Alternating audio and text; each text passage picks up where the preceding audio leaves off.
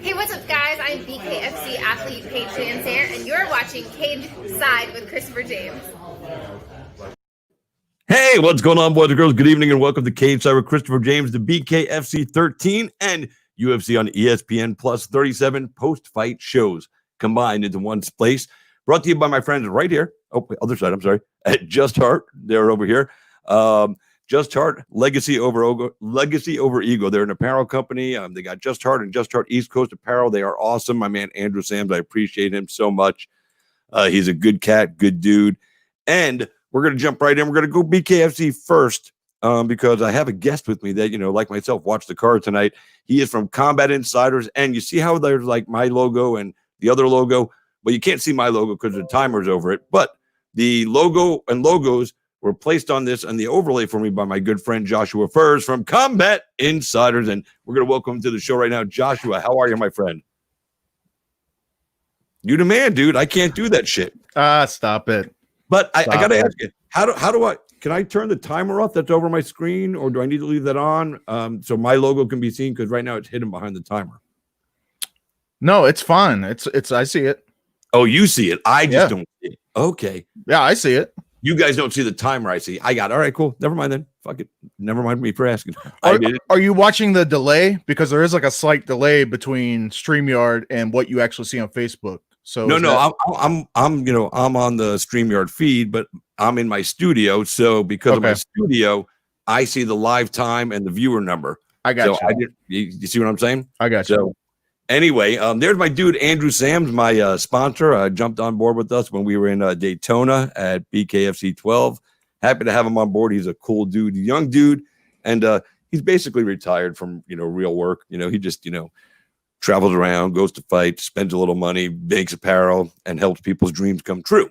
So with that being said, thanks for everything you do, Andrew. So Josh, before we get into fight by fight, give me your take on the app tonight. I had a great performance from the app. No flaws, no pauses, no buffering, nothing. The app was smooth. Everything looked crisp and clean. Our boy Jeff Houston sounded fucking incredible. And he looked pretty sexy. The beginning was a little rough. The prelim stuff was a little rough for me. And I was using the browser, so I was watching on my laptop from the browser. Once the main card kicked in, well, I don't know, a little bit like towards the end of the prelim, it was fine, and then the main card was fine. Didn't have any issues. So it was pretty flawless after that. A lot better than last one. So was that from Toe the Line? Was it Toe the Line? No, Toe the Line. It was actually it was smooth. I haven't even seen it yet. But now that we have the app all set up, we're going to go back and look at it tonight after I'm done doing the show. Yeah. It's good shit right here. My wife rolled me a nice fat one. So, the show was great tonight. A lot of good fights. I'll tell you, you go into these cards, and I put up my picks today, and I haven't even looked at who won, who lost on my pick sheet. But as I'm learning more about these athletes that are coming in, my picks will get better. But going into this fight, you had a nice variance of weight classes from 115 all the way up to heavyweight, and it was cool. We had 115, 125, 165, 150, 175, 185, 175, a lot of different weight classes. They announced tonight officially that BKFC 14 is coming in November to South Florida, where it should be, where Allers and Palomino will go for the lightweight championship, or the 155-pound title, excuse me. But even bigger news to me, because we knew that fight was coming, was they finally announced Bedford and Gwynn, the same card. I'm so happy because Bedford's been left out in the cold during all this, growth period. Like, I don't know why. And at this point, I don't even care why. He's fighting again. That's all I'm worried about. And him and Dat are going to go 4 undefeated bare knuckle fighters, 2 fights, 4 belts. It's going to be insane. I'm excited about that. Give me your thoughts on those 2 fights, and then we'll jump into this card. You pretty much nailed it, man. Bedford and Wynn. If I'm honest, I think it's a great fight. I think I would have preferred Bedford and Reggie, the rematch. that aside, I think Bedford and Wynn, it's going to be an amazing fight. It's going to be absolutely amazing. Bedford, he seemed unstoppable, especially coming up through the 135-pound tournament. That win, man, going through Abby and Travis Thompson. It's going to be a tough fight. It's going to be a hard fight. I don't think it's going to be as easy as Dat thinks it is. As good as Dat is, I think it's going to be a tough fight. And I think Johnny he's so well seasoned, just from his MMA career. I mean, it's so is Dat. Dat's done a little bit of everything too. So you got two kind of seasoned vets coming in there, and obviously Johnny has he's got the upper hand in the bare knuckle department. It's going to be an amazing fight. Palomino and Allers, it's almost it's a different kind of fight, right? Whereas I think Bedford and Wynn is kind of going to be like a back and forth kind of fight, maybe even go to decision. I think Allers and Palomino, it's going to be the exact opposite, right? You got two fucking bulls coming at it, and they both want to knock each other's heads off. It's personal, they don't like each other. It's legit. Allers kind of feels slighted because he feels like the title should be his. It was supposed to be him and Palomino before, but there was some issues. One of his coaches got COVID, and he stepped out, which I think was the right thing to do. I know he got some shit 100. about it, but I thought it was the right thing to do. Palomino, at the same time too, Palomino I think kind of feels slighted too because he won the belt. But there were some people kind of giving him shit like, well, you didn't beat Jim Allers. And right now, Jim Allers is the top dog at 155 pounds. So, even with Palomino being the champ, I think you're right. I still think Allers is the top dog there. He's the undefeated guy. And I think Palomino knows that. I think deep down he knows that, which is why he called out Jim Allers right after he won the fight. Being the champ, he should not have called out the challenger. It should not have happened like that. That's just my personal opinion. I don't think the champ should call anybody out. Whatever. That's just neither here nor there. It's going to be an amazing fight, and I think I can't see it going past 2 rounds. I really can't. It's not. If it goes past the second round, I'm going to be fucking shocked. But it's going to be it's going to be fireworks. I mean. I hope I'm there. I hope I'm there live. It's going to be fucking fireworks. Can you do the sound effect again? Woo! Woo! Oh, I just invited BKFC David Feldman to join us, see if he pops in. I don't know. He's probably going to be busy doing it, so he might jump in. He surprised me a couple of times being available to jump in with me at random times, so you never know. All right, so now my take on these two fights. I honestly think, as good as Gwynn is, and I think he's going to, I think he, like you said, I think he is taking Johnny Bedford a lot lighter than he should. Yeah. I think Johnny Bedford's going to win that fight. No slight on that. I just think the animal inside Johnny Bedford and the fact that he's been simmering all this time wanting to fight, and the fact that he's mentioned a few times that he's the face of bare knuckle and nobody gives him that respect. He doesn't get it from the promotion. I mean, he hasn't gotten it yet. I mean, it's Allers. Now it's, Alves and Hector Lombard and Palomino and Paige Van Zandt. And Johnny, and I looking from an outsider view, and I have to say I get what he's saying. He's kind of been slighted, like the forgotten guy. So he's always had his chip on his shoulder, and now I think that chip is a mountain. And I think he's going to throw the mountain at that. And he's going to remind everybody why he is the most successful fighter in BKFC history, the short history that it is. He's a day one OG. He told Feldman at the beginning that he was going to build this division with him, and he was going to be their champion, and he was going to, grow this company. And everything he said he was going to do, he's done. Yeah. With that being said, he's not going to take that lightly. And I think this kind of Johnny Bedford that's been on a rest for so long, he's healthy, he's focused, he's motivated, and he wants to prove to everybody, Artem and all these other people that have been getting all the pop, that he should have been getting the pop all along. And that kind of fighter, that kind of mentality, to me, is going to be, besides the skill set of doing this, I think that's going to be the advantage for him going in. So I'm taking him to win that fight. Allers and Palomino, I'm torn. As somebody, I've announced both of these guys at different levels of their career. I'm friends with both of them. And I got to tell you, man, Palomino is an animal. Those 2 wars he had with Justin Gaethje at World Series of Fighting are 2 of my favorite fights I've ever watched. And then there's Jim Allers, who tough as nails. He could take a punch. I don't know if he's going to be able to take Palomino's, and that's what we're going to see, because this is the toughest test for Allers. Is he going to be able to deal with that power? Because Palomino packs power that Allers hasn't felt yet from anybody. I know him and Caleb Harris had a war, but Palomino is stronger and more, what's the word I'm looking for? More tactical, more technical than Harris. He's been doing this a long time. And I'm going to be honest with you, I'm going to push out on this. I'm not going to pick anybody in this fight because I'm friends with both of them. I don't want either one to feel slighted. And I'm also going to tell you this. I really don't know who the fuck's going to win this one. You know, it's funny. I was actually going to cut in, but you said it. I'm not ready to pick somebody just yet. Maybe I'll pick it once it gets closer. Maybe kind of I'm once not picking it at all. Well, it's before you go into your thing, I'm just going to say my prediction for this fight is somebody's going to win, somebody's going to lose. Yeah. And I hope they both are walking out under their own power. That's all. Yeah, of course.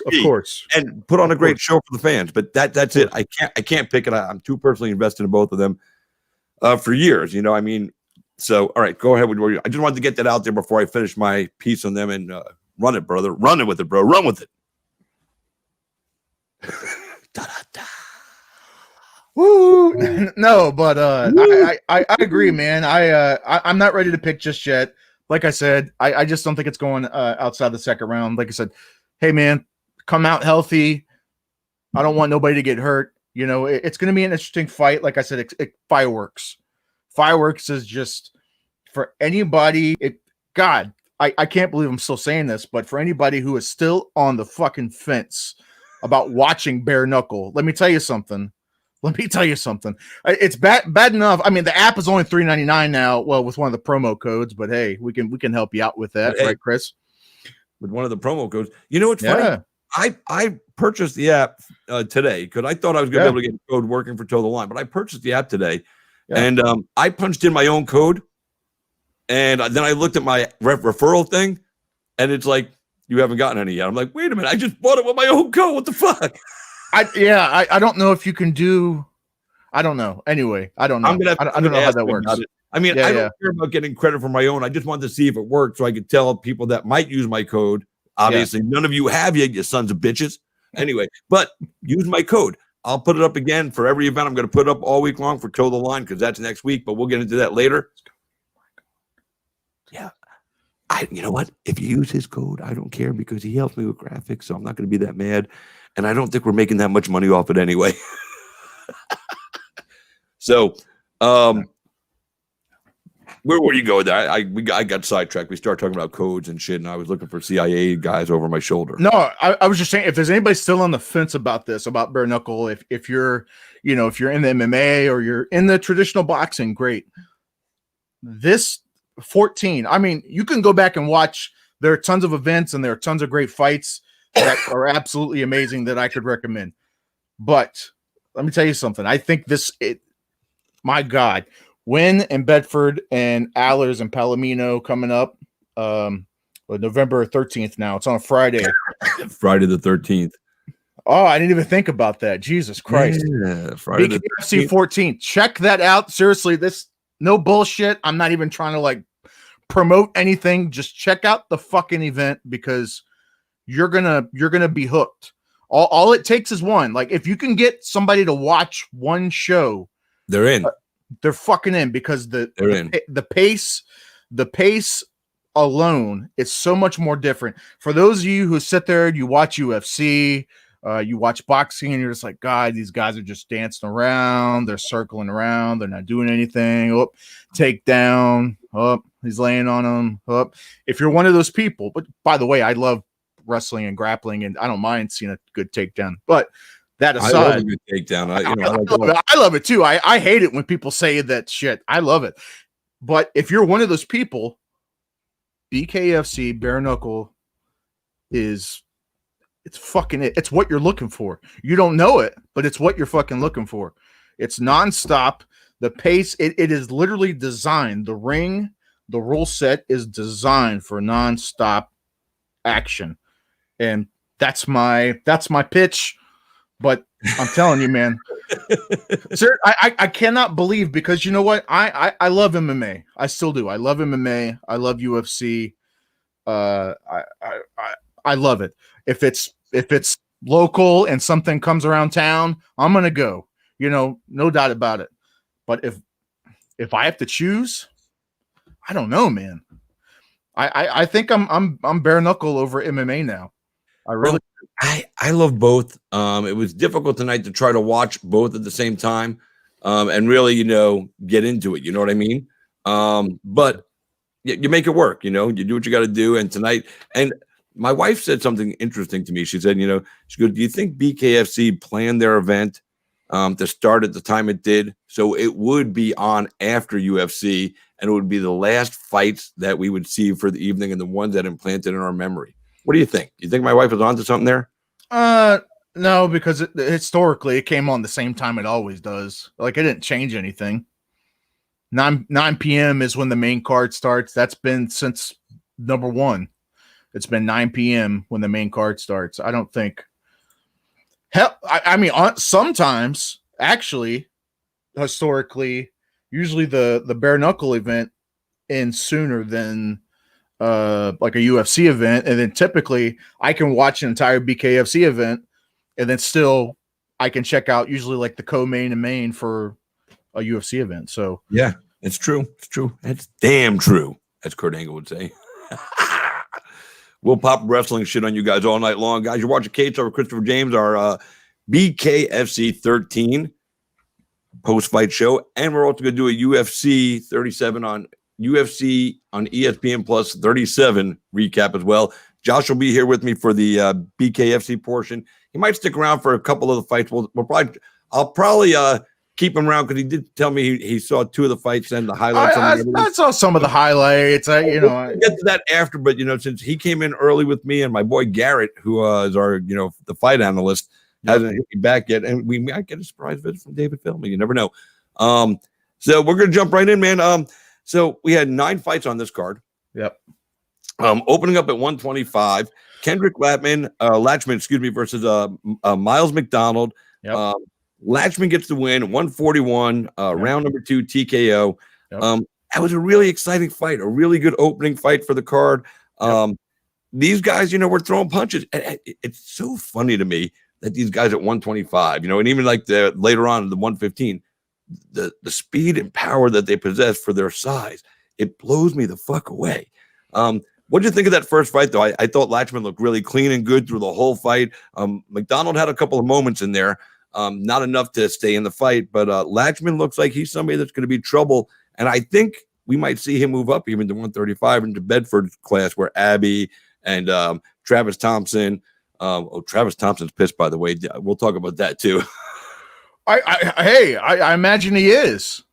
I imagine he is. But let's get on this fight first, and then we'll jump on the Travis thing, because he came on my show the other day, and woo, did he open up a fucking can of shit? It was crazy. So Latchman and McDonald, what was your take on that fight? I thought Latchman looked really fucking good. I really do. Scary good. I think he's going to be somebody to watch. And by the way, too, I don't know if you noticed this, Chris, but tonight was actually the 125-pound male division and the 115-pound male division debut. This was their first fights for both weight classes. So I did know that. I don't know much. But hey, I was just throwing it out there. I don't know. No, I'm not even bagging on you for throwing it out there. I wasn't trying to big league you. I'm glad you did, because I would have forgot to mention it. So this is why Josh and I work good together, because sometimes he forgets something and I can get it for him, and sometimes I forget something and he reminds me. And that's what we do. Go ahead, do the thing again, Josh. This one.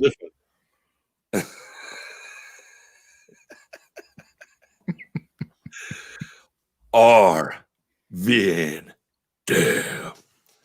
For those of you that don't know. No, Latchman looked really good. I tell you what, too. What I really want to touch on is my man, Fred Pierce, the bare knuckle cowboy. Wait, hold on, I gotta stop. You don't say that anymore that way. What I really want to touch on is my man. It sounds weird, the delivery. Think about that. All right, continue. I don't care. I ain't worried about it. No, but man, I'm so glad. Fred Pierce defeats John Hollis. 1 minute 54 seconds of round 1 KO. It was a 165-pound bout. Fred Pierce, man, it felt so good to see him finally get that W. I know he's been changing a lot of things up in his camp and just his whole mentality. And he's one of those guys that just, no matter how much he gets knocked down, he's going to keep getting up. He doesn't lose sight of the prize. You know, he still keeps on that straight and narrow path. You know, he made the adjustments he needed to, and, you know, KO round 1. I mean, it was so awesome. There was no doubt about that too, man. He just went in there and fucking boom. I mean, he went in there, he went to work, you know. He wanted this win. He went out there and he got it. And I agree with you. I'm happy to see him get that win. And good for him. You know, he's going to be again someday at 165. You know, I could see him and Elvin Brito maybe matching up down the road, although Elvin's a little higher up in the ranking area, but that would be a good fight. Then we move on to the 150-pound guys, LJ Hemrick and Rowdy Akers. Round 1 KO for fucking Hemrick. That guy right there. It was really strange because I picked Hemrick to win. I really thought he was going to come out there and just go a lot harder, a lot faster. But Akers showed us that he's still got pop. He can go out there and he can take a punch. He could give a punch, but the accumulation so quickly ended it for him. He was leaking like a faucet. Yeah, no, that's what I'm saying. But he was still, if he wasn't leaking, because you could see him at the end, he fucking was pounding the fucking ground. He was pissed. Hey, I'm sure. Yeah. I'm sure he still had a lot left in the tank. No doubt about that. But yeah, he was leaking like a fucking faucet, man. Leaking like a sieve. That's the thing. What is a sieve anyway? I don't fucking know, man. But I used to hear that when I was a kid. Fucking leaking like a sieve. Maybe it's something to do with leaking. One of you guys watching, look it up and tell us what a sieve is and type it in the comments, God damn it. This fight right here. This next one right here, Jack Fredericks and Antonio Hernandez, the late replacement. I got to tell you, man, I didn't know what to expect from Hernandez, and he came out there and he looked fucking good. 175-pound weight class, short notice fight. He got the unanimous decision, 49-46, 49-46, and 48-47. Yeah. I had it 49-46 myself. I thought that was the right score. I didn't like the 48-47, but, you know, I'm not the judge. And while I say this all the time, while the result was right, it doesn't excuse a judge from scoring it wrong, in my opinion. You know, everybody's like, they were talking about open scoring. They're like, open scoring is going to make it better. The only thing open scoring does is tell us which judges suck sooner in the fucking event. That's it. I don't care what anybody says. It's not going to make them change how they judge a fight. And we're going to see evidence of that. You know, I mean, we'll see evidence of that later on because there was another one that they got some numbers on. I was like, get the fuck out of here with that shit. So what was your impression of this fight, though, Hernandez in particular? No, I mean, coming in short notice like that, absolutely. I mean, typically the short notice guy usually kind of takes the L, but he came in there guns a fucking blazing, did exactly what he needed to do. Yeah, you know, the one judge 48-47. I don't know. I guess I get it. It doesn't bother me as much, maybe, but I get it. I had it all 49-46 as well across the board, but it is what it is. If 75 people watch a fight and 74 of them have 49-46 and one guy has a 48-47, the guy for 48-47 isn't paying attention and missing something. And that's not right. Yeah, I agree. I agree with you. You know. Yeah. All right, now go ahead. I'm sorry. No, I'm good. No, go ahead. What were you gonna say? No, I was just gonna say I agree with you. It just doesn't. I guess it doesn't hit me as hard as it maybe hits some other people. But I agree. Yeah, I get pissed at that shit. The next fight, this is the one that really stuck in my craw a little bit. Isaac Doolittle defeats Brandon Johnson, majority decision. Two guys had it 48-46, 48-46, and then 47. The guy had it the draw. What the fuck is that guy watching? What the fuck was that guy watching? I don't even know which judge that was, and I know I'm gonna go back and listen to the broadcast because I know They says it. Yeah. Jeff Houston announced which judge it was. But I just don't see 47-47 in any way, shape, or form. That was another fight. Honestly, I had 49-46. I had it all for fucking Doolittle. I mean, so even the other two were better, but not, and I'm not saying they had to have it the way I did, but they were in the right ballpark. They had somebody clearly winning the fight. And that was the point, because somebody clearly won that fight and somebody clearly lost. There was no draw there. No. That's bad officiating, and you shouldn't be able to sit there and write a scorecard if you're going to put a score like that out on a fight that is a clear-cut winner. I'd be curious. I wonder if it was the same person. I forgot to post this up here when I saw. I just realized from the man himself, Mr. My MMA News. I'm My MMA Show. He's My MMA News. This is Combat Insiders, and Eric Kowal, man. Not only is a cool guy as a person. His site is great. He writes well. He gets good interviews. He does stuff for veterans. He's really out there in his community. He makes mean fucking Carolina Reaper hot sauce that I won't ever fucking touch because I don't fuck with that shit. He barbecues. He's just a cool dude, man. I'm gonna go up to Pennsylvania and hang out with this motherfucker for like a weekend. Hey, Eric, if you're out there and you want to jump in with us, man, feel free to message me and I'll fucking send you the link, dude. It would be an honor to have the rare Kowal appearance. An entire weekend with Rothstein. I don't know about that. Dude, man, it'd be fucking partying, dude. We'd have a good time. Well, we were going to invite you, but now you can't come, Josh. That's all good. That's all right. But that fight was, like I said, they got the score right. The guy that won the fight should have, got the scores in there. Right guy won, but that should have been a unanimous too. Like you said, the 47-47 was fucking stupid. I mean, it is what it is. No slight to Brandon Johnson, but there's no round in that fight that I thought he won. I don't get it. So that was messed up. This other one, this fight right here, say his name, Chris. Say it. I'm not saying it, man. Say it. I can't even read my own handwriting. Bill Dickahoe. That's what it looks like I wrote. It's Bill Dickahoff. But versus Austin Levine. Did I get it wrong? You got it very wrong. All right, tell me his name. Well, it's motherfucker. It's Dieckechoff. I think it's Jetchoff. I think the K is silent.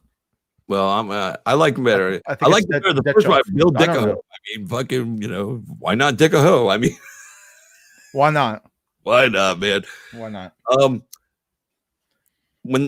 I don't even remember who I picked on this card for this fight, but as soon as I saw them walk to the ring, I looked and I was just like, Levine's losing. There's not going to be nothing, man. I mean, I don't even know if he belonged up there. Well, I'm going to say this. First off, let me say I would never fucking get in the square circle. Okay, with all due respect, but with that being said, he looked like me getting in there. I actually trying to throw down a little better. I appreciate that. No, all the love, bro. All the love. I appreciate that.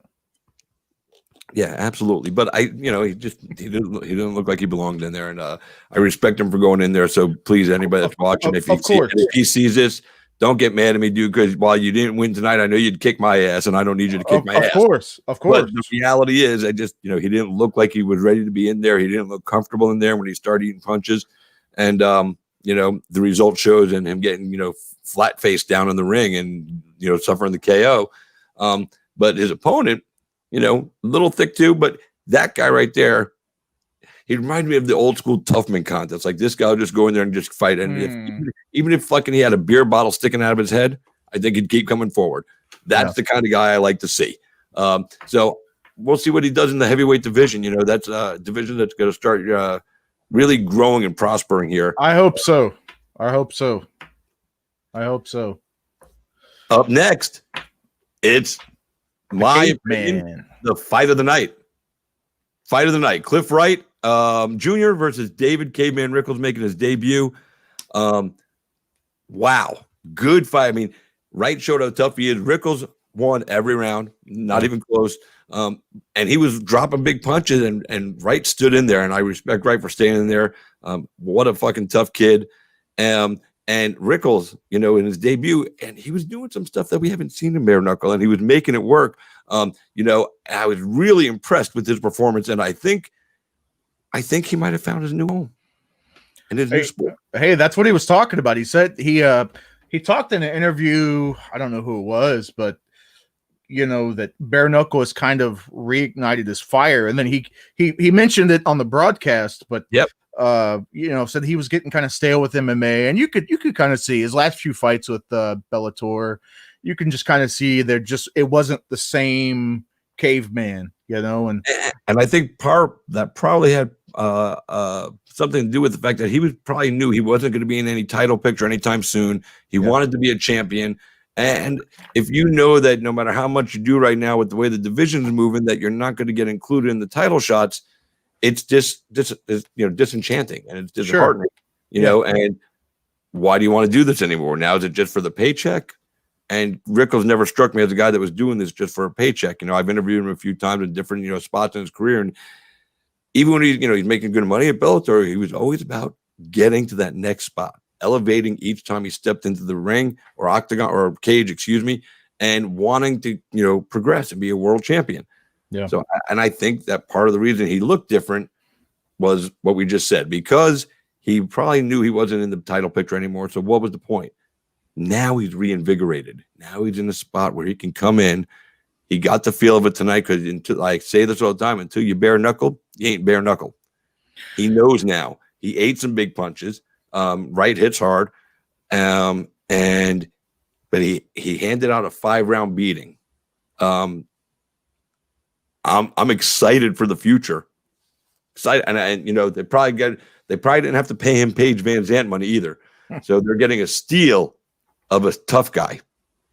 Ain't nobody getting Paige Van Zandt money.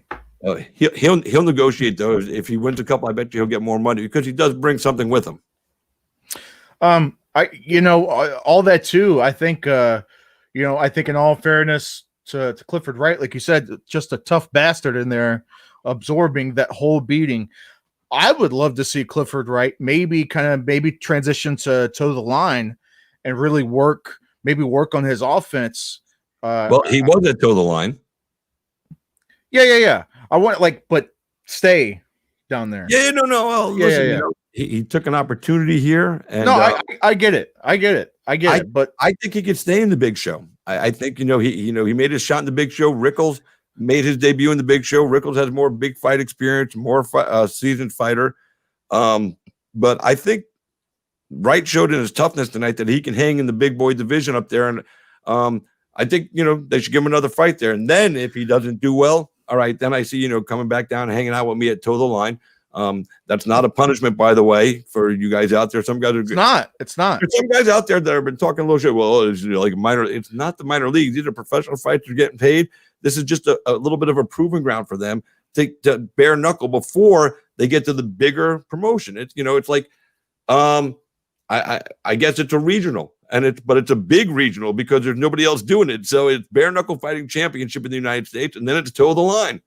Yeah, no, 100%, man. And Clifford, if you see this video, like I said, it's not a knock at all, man. I think I just would like to see you.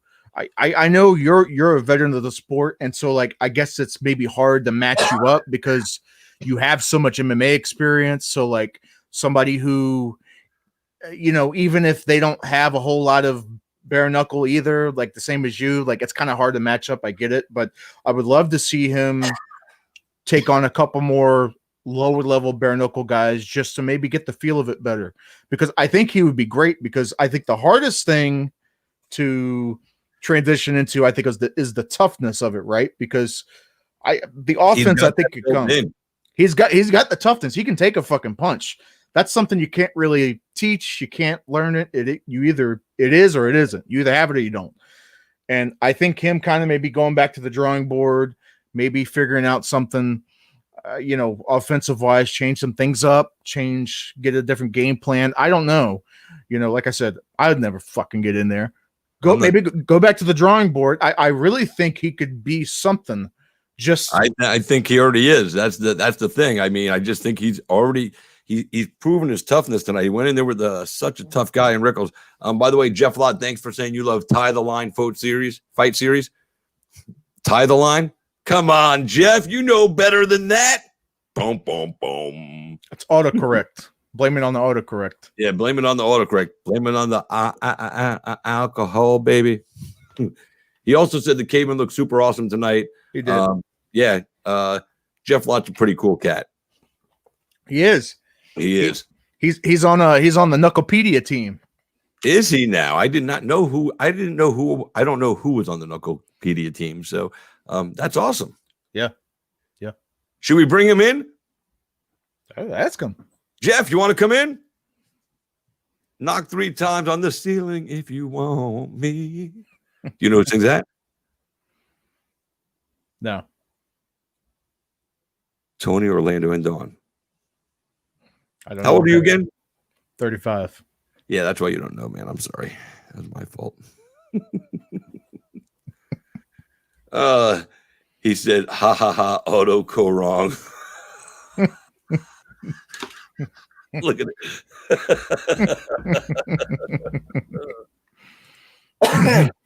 All right, I'm going to have to, where the fuck is it? Damn.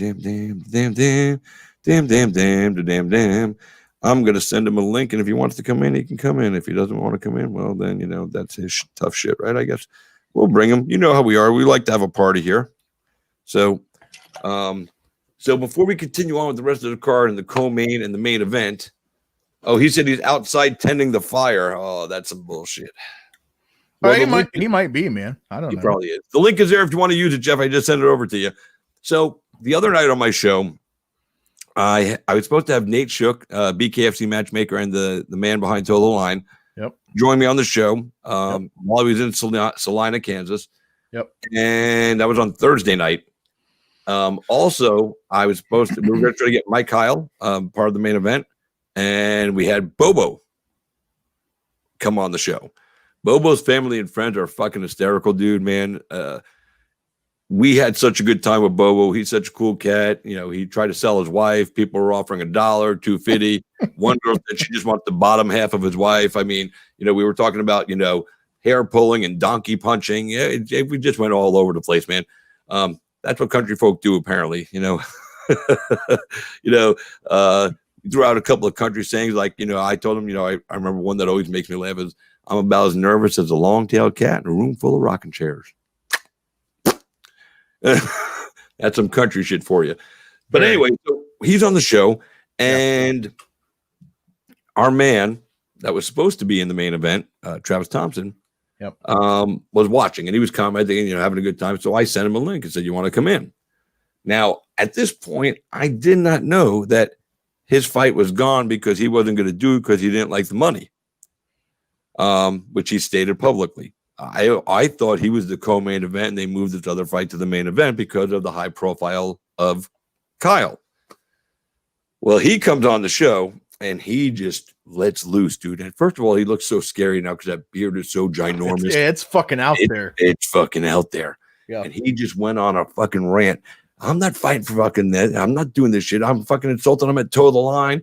I'm fucking pissed off. I should be at bare knuckle. Yeah, I've done this. I won my last fight, and I tried to make him look at the other side by bringing up the fact that they know you're a fighter that brings the fight every time you show up. There's nobody can say that about Travis, that he doesn't show up to fight. Win, lose, or draw, you're going to get a fight with Travis Thompson. Yeah. He was pissed that Randy Crowder was fought on the Daytona BKFC card after he was the guy who fucking Feldman called out and said, I'm not paying you right in the middle of a fucking event. Yep. And I said, well, maybe they're bringing you to toe the line because they need some people that are recognizable in bare knuckle, and you are. Yeah. And you have fans and you have a following because the way you fight.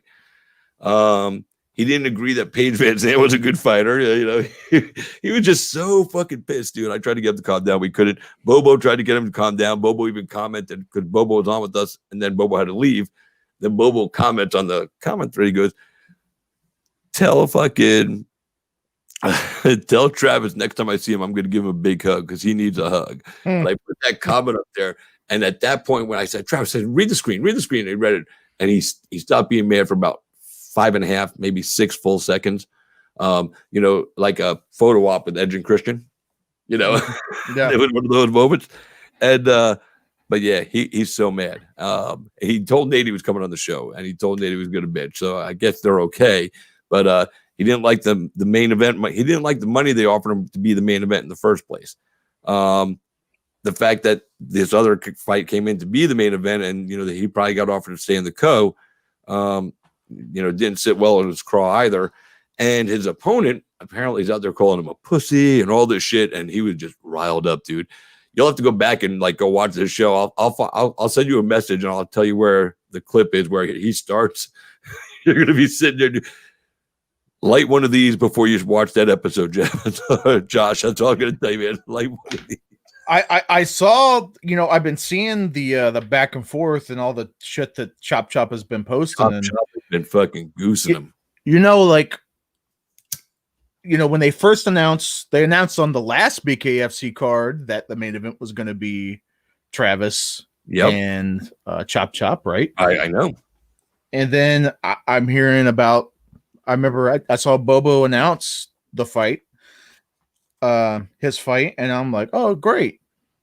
And then I'm reading some other stuff like, oh, we're the main event now. And I'm like, yeah. I thought Travis and Chop Chop was main event. Okay. I worked there. I found out on Facebook. You know, and I'm asking questions like, hey, what's going on?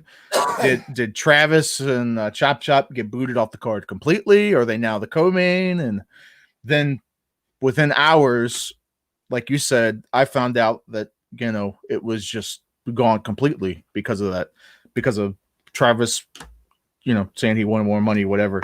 I don't know. I don't know which way to swing with this. I think it's,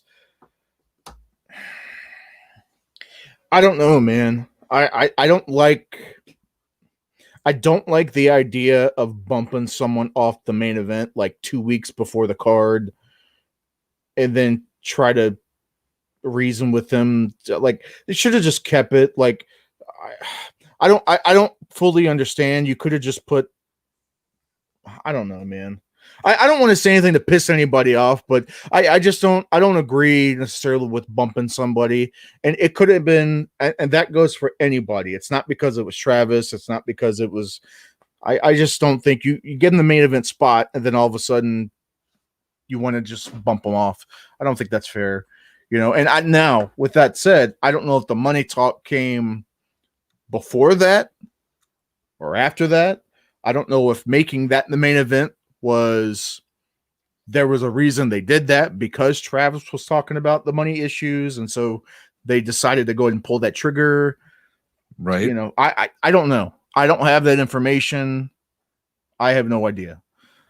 But yeah, I don't know either. And even though I work for Toe the Line, you know, there's something that I don't ask about, you know. Sure. Fighter negotiation, one of those things I don't need to know. If you know, like I said, I was shocked that Travis came on and just spilled the way he did. But you know, it is what it is. Yeah. And he, like I said, so the way he spoke of it made it sound like they sent a contract out and offered him the fight. A main event spot. Money hadn't been discussed. They just sent the contract out, apparently. And he didn't, once they did talk money, he immediately said no. It wasn't, even if he was still in the main event, he probably would have pulled out of the fight, as what the indication from his rant left me with. So the money thing was the bigger issue for him. I you know, as much as he's a fighter and he wants to fight, He's got a value that he holds in himself, which he should. Sure. And this wasn't what he wanted, and he wasn't going to do it. And then, of course, Chop calling him a pussy publicly and kept doing it. Just fucking got him, dude. He is so hyped up. I thought he was going to have a heart attack. He was so hyped up. I thought I was going to have a heart attack. I think even like fucking Bobo was a little like taken back, like, God damn, he's fucking pissed. Yeah. Travis is something, man. He really is. He's something when he gets going. Yeah. I saw some fucked up pictures Chop made. I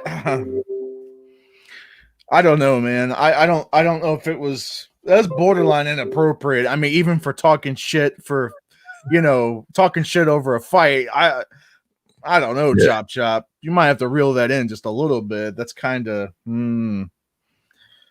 I don't know, man. It's a little nuts. There's no doubt about it. But that was probably one of the most out of control interviews, out of control guests I've ever had, because he was not having it. He was not having it at all, man. Woo, it was bad. But we just go through, we got out of there. That I had who came on after he's fighting on Martin Brown came on. He's a Tampa guy. Yep. He was watching and he was making comments during the Travis portion of the show. And he was trying to because I'll post the comments up on here. But yeah, you could post the comments that would have just gotten Travis more riled up. So I didn't share it here. But then he came on the show with Travis, and he even tried a little bit to keep Travis fucking riled up. It was kind of funny. And but those guys had a good conversation. They mentioned a lot of things that they see the same and they see differently. And then it was fun. It was a good show that because neither of those guys were planned, Travis or Martin, and they were both so much fun, man. I had a good time. So. That fight, that's this Friday coming up. So, let me see. Plant City, Florida. Plant City, Florida, right around the corner from my home. Well, I'm about 25 miles away, so not a big commute for this one. Must be nice, man. Must be nice. Sometimes all you Florida guys got it easy, man. Well, don't say that we got it easy, dude. It is Florida, and we get stuck with this nasty heat and humidity. We don't get a change of seasons. Christmas is green instead of fucking white. I mean, there are sacrifices made to be here, dude. Love bugs, mosquitoes, hurricanes after hurricane after hurricane. So, all right. Let me rephrase in terms of combat cost, bro, is all I'm saying. I get it. Yeah. In terms of combat sports availability, you guys have it easy. How about that? Oh, yeah, we fucking kick ass, bro. I'd be jealous too. Yeah. Yeah. And we're allowing fans in our events now. So that's a good thing. Digging that.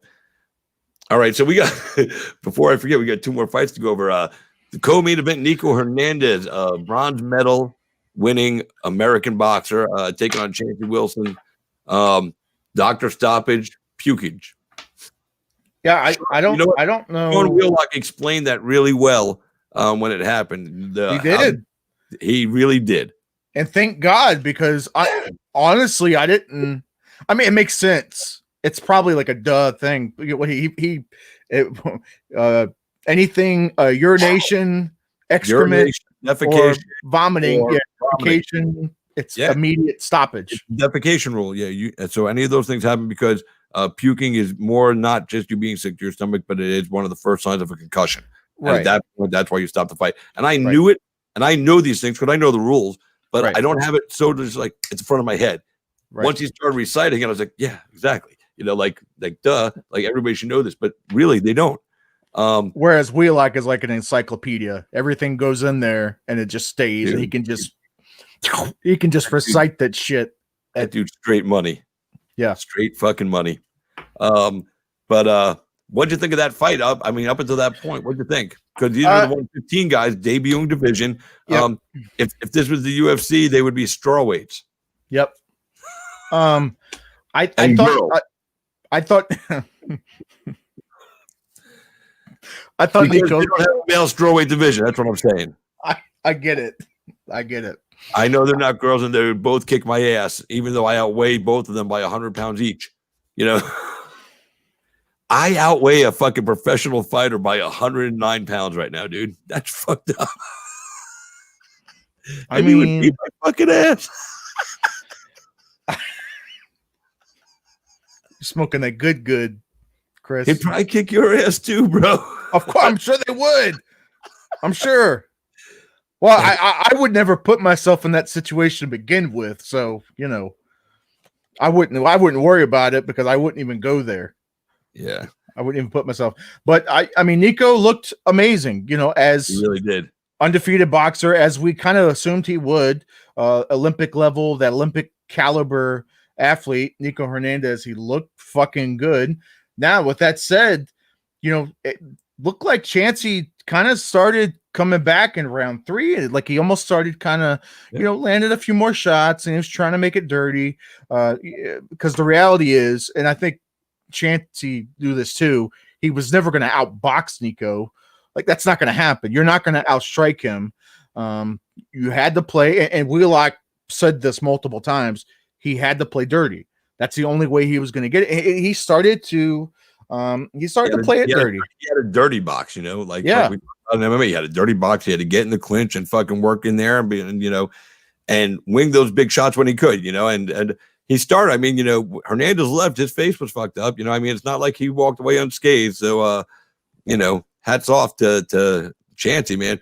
I felt bad for him, man, that he puked, but that's a sign of a concussion. I mean, so I'm glad the doctor stopped it. I hope he's okay. I hope there's nothing. Alone. Yeah, I hope there's no I hope he's all right. Even if it went the full 5 rounds, I probably still would have went, Nico unanimous decision. But yeah, absolutely. I had Nico winning all 4 rounds up until the fight, and then the fight stopped between the 4th and the 5th. I had it unanimous. So, yeah. And then we got our main event. Joey Beltran defeats Marcel Stamps via TKO. Or no, they called it a KO. I'm sorry. KO. Yeah, it was a KO. He didn't get up. He didn't answer the count. You felt we were talking off the air before we started. You said you felt that the referee shouldn't have let him continue after the standing 9 count that he was given. Yep. So walk us through that sequence. So for those guys that didn't see it, get a little bit of view, and the guys that did watch it can tell us if we're crazy. Well, I guess let me do a quick rundown. The first couple rounds were Marcel Stamps, jab, jab, run, jab, jab, run. That was pretty much the story for the first 2 rounds. It was a good game plan for the third. Huh? At the end of the third, it was the same. I mean, in the third too, it was the same thing.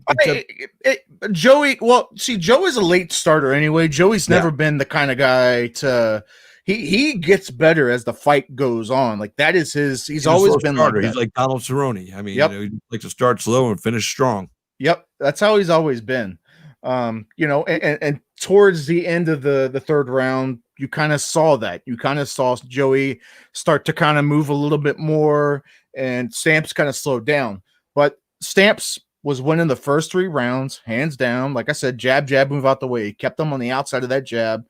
Did what somebody should do against somebody like Joey, because you don't want to trade in the pocket with somebody like Joey. You don't fucking want that. So he was doing exactly what he needed to do. And, he had the speed for it. Him being a middleweight coming up the heavyweight, he still retained that speed and the power. So he had a really good thing going. And then Joey started doing what he does. He became the fucking Mexicutioner, towards the end of the third round. And then there was that weirdness started when they kind of Joey kind of almost on his back, sort of, and then gave him a couple uppercuts, almost like around the body kind of thing. And then Stamps was saying that he got hit in the back of the head or something when they played the replay. He did not get hit in the back of the head. He did not get hit in the back of the head. He did not get kneed in the back of the head. The referee said. Referee went. It was Wayne Spinola, right? Yeah, you know what? And I love Wayne, but he said that. I think I don't know if he really saw it. I think he's just repeating what Stamp said to him. But there was no knee to the back of the head, right? But I will say that fucking Beltran had fucking set up for a perfect fucking belly back suplex there because He really did. He took his back, and I don't think that's legit. Yeah, and again, Blaine Spinola doesn't have the benefit of replay like we do, watching it, watching it from home, and he doesn't have the different angles. He has his one, wherever he's at, that's the fucking angle he's getting. So he's not like omni fucking present. So with that said, I get it. He went by what the guy said, assuming that the guy was being honest. Hey man, I got hit in the back of the head. All right. And then it really went downhill really fast because I think Marcel realized, oh shit, it's getting real. I'm in here with the fucking heavyweight champ of the world right now. And Joey started laying in those body shots. And Joey's not the hardest puncher, but what he is fucking, once he's on you, he's on you. And it's just a fucking onslaught, and then he knocked him down a couple times. And then like the one time he knocked him down, it got to the 9 count. He stood up and, Wayne told Marcel, are you good? And he didn't answer. He said, whoa, stand right there. Are you good? And he never even answered. He's just like, all right, go ahead. He stood there later like this. He had his hands up like this, and he didn't indicate, with his gloves coming forward or stepping to the ref like they usually ask. I like how Tom Scondo, when he does it, he gets them, he checks their gloves, he goes, hands up, step to the left or step to the right. He makes them take a step. Yeah. And it was odd. I thought that fight probably should have been over right there. Maybe because it was a title fight, you wanted to let it go a little bit further. I don't know. I don't know the thought process behind that. I think the fight should have been stopped there. And then there was like 2 more times where he was clearly fucking knocked down, but then Wayne said it was a slip, and then Marcel had one of them was a slip. I think the other one was a knockdown. I know what you're talking about. And I went back and rewound it because I was like, that didn't look right to me. I haven't rewatched it yet, so I need to. I will do that. I haven't rewatched it yet, but but still, one of them, it definitely wasn't a slip, and he's getting time to recover. And at this point, Joey's like, "What the fuck?" Like, yeah, hey, I agree.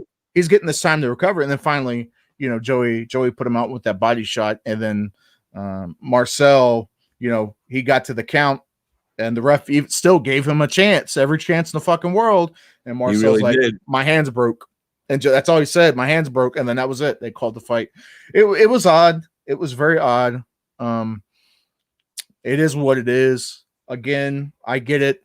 Wayne doesn't have the benefit of, instant replay and the multiple angles like we do. I get it. Maybe, again, because it was a title fight. I don't know. I don't know. Maybe Dave said, hey, man, let it stretch a little further. I don't know. Because I know they do with UFC, with title fights, they do kind of they try to give the guys every little bit as much as they can. You know what I mean? Yep. So I don't know. I think we spent enough time on this one. I'm going to, and the reason I'm cutting you off is because I'm done. I'm bringing in, because what? I'm done anyway. I'm good. Okay, well, even if you weren't done, I'm cutting you off because, guys, we're going to bring in this man. We talked about him a little earlier. He's a fucking tough son of a bitch, man. And I'm happy he's coming on with us right now. Cliff the Goblin. Cliff Wright Jr. There he is. What's up, brother? First of all, me and Josh are going to do it at the same time right here. Josh, you better clap your hand for this. No, 100%, dude. Holy fucking shit, dude. 100%, dude. I don't think I've ever clapped my hand for somebody who took a beating like you did tonight.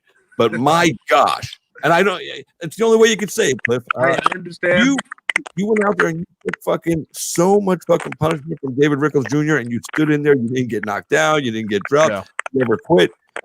You are the epitome of a fighter.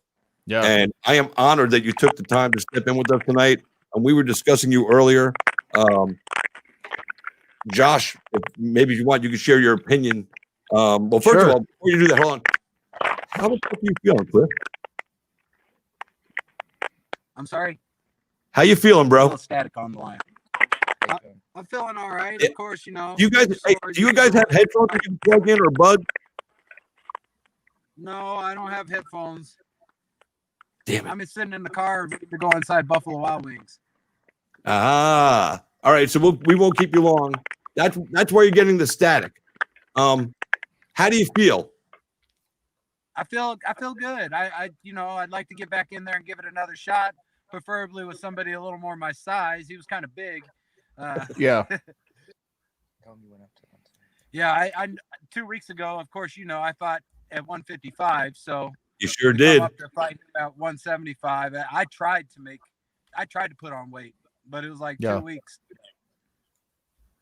Yeah. Yeah, man. We were talking about you. You and in our opinion, well, in my opinion, I don't know if Josh agreed with me or not, because I didn't give him a chance to answer. I said you and David, that was the fight of the night, bro. Hands down. That was fight of the night for me. That's what I was working for, especially at the end. I knew he was winning, and I could have quit or went down or whatever. But there's always that puncher's chance, and I could have caught him with he's wild. He was wild swinging at the end. I just couldn't get space. So yeah, no, 100%, man. Like we were talking about it, like toughness. Like I was saying, you can't fucking teach it. That toughness that you have. That's one of the things you can't learn. You can't coach it. You either are tough or you're not fucking tough, and you are fucking tough, right? What do you think from now on? Like, where do you want to see yourself? Do you think you kind of want to go back to Total Line and maybe go back to the 155 weight class, or do you want to stay at 175? Do you want to where do you see yourself from in the future? I'm here to fight. I mean, the weight class thing, yeah, it comes into play, and he was big, he was heavy, he pressed on me, and that's my fault for maybe not creating the space that I needed, and maybe even cardio a little. So let me get on on the right track with this bare knuckle thing, start practicing a little, because I'm an MMA fighter, so Yep. This is a new sport to me, and I need to learn the ropes. There's tricks, there's certain sneaky punches you can sneak in there without those gloves on, and the clinch is a little different. So I'm learning as I go, I guess. Well, I'll tell you this, man. You have one thing that you don't have to go to school for. You don't have to practice, and that's fucking granite jaw and the fucking heart and toughness of a fucking goddamn Brahma bull. 100%. I'm lucky just to have 5 stitches. I only got 5 stitches. Probably. I mean, I've seen guys come out of these fights looking worse than you do, and 3 days later, you can't even tell they were in a fucking fight. This is all superficial stuff, you know. So it's cool. You did a great job. Even in taking a loss, I for lack of a better term, because I announced you at Total Line 2 weeks ago, and you got the call up to the big show.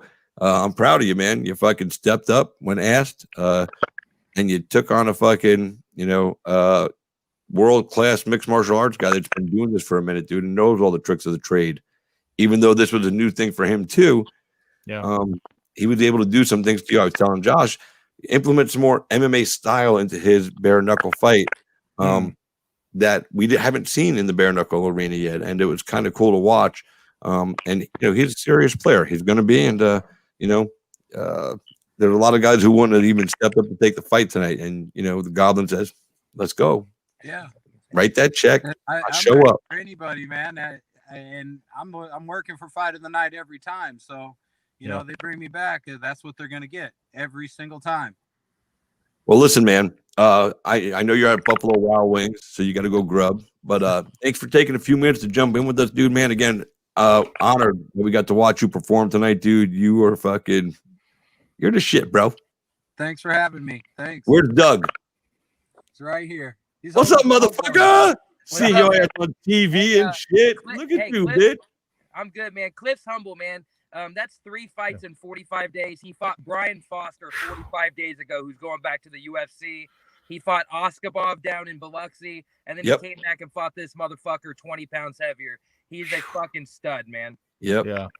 Fought Oskabov. That was a crazy fight, dude. Oskabov gave me his hoodie after. I've got an autographed Oskabov hoodie back. I was like, cool, dude, thanks.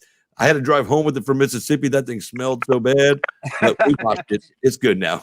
Shit, all we ask for the people out there in bare knuckle, let him get one fight at his weight class at 155. He'll show everybody what he can do.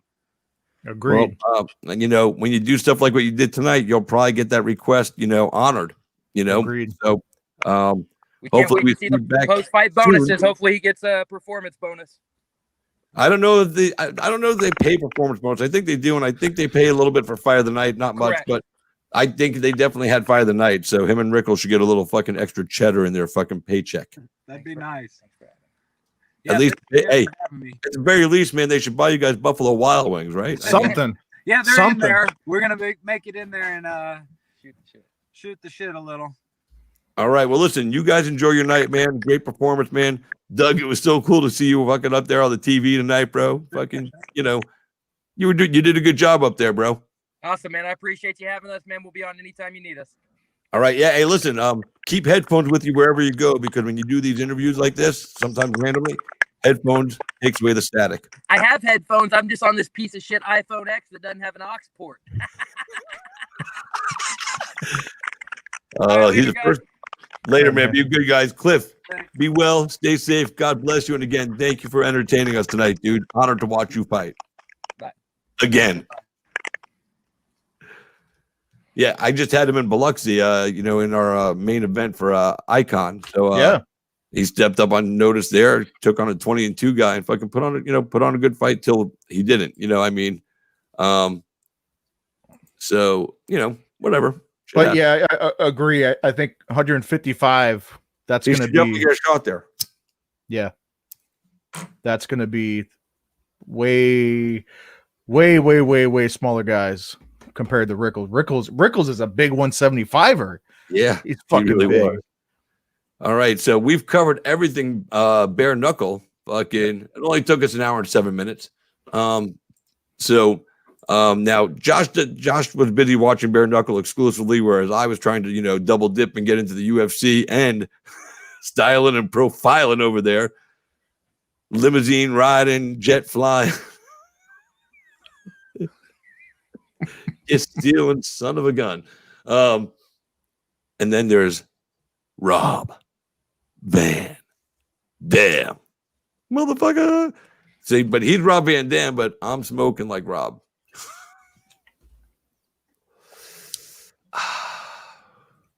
So UFC fights, I'm going to bust through these real quick. Highly touted prospect Tagir Obanikov took on Bruno Silva.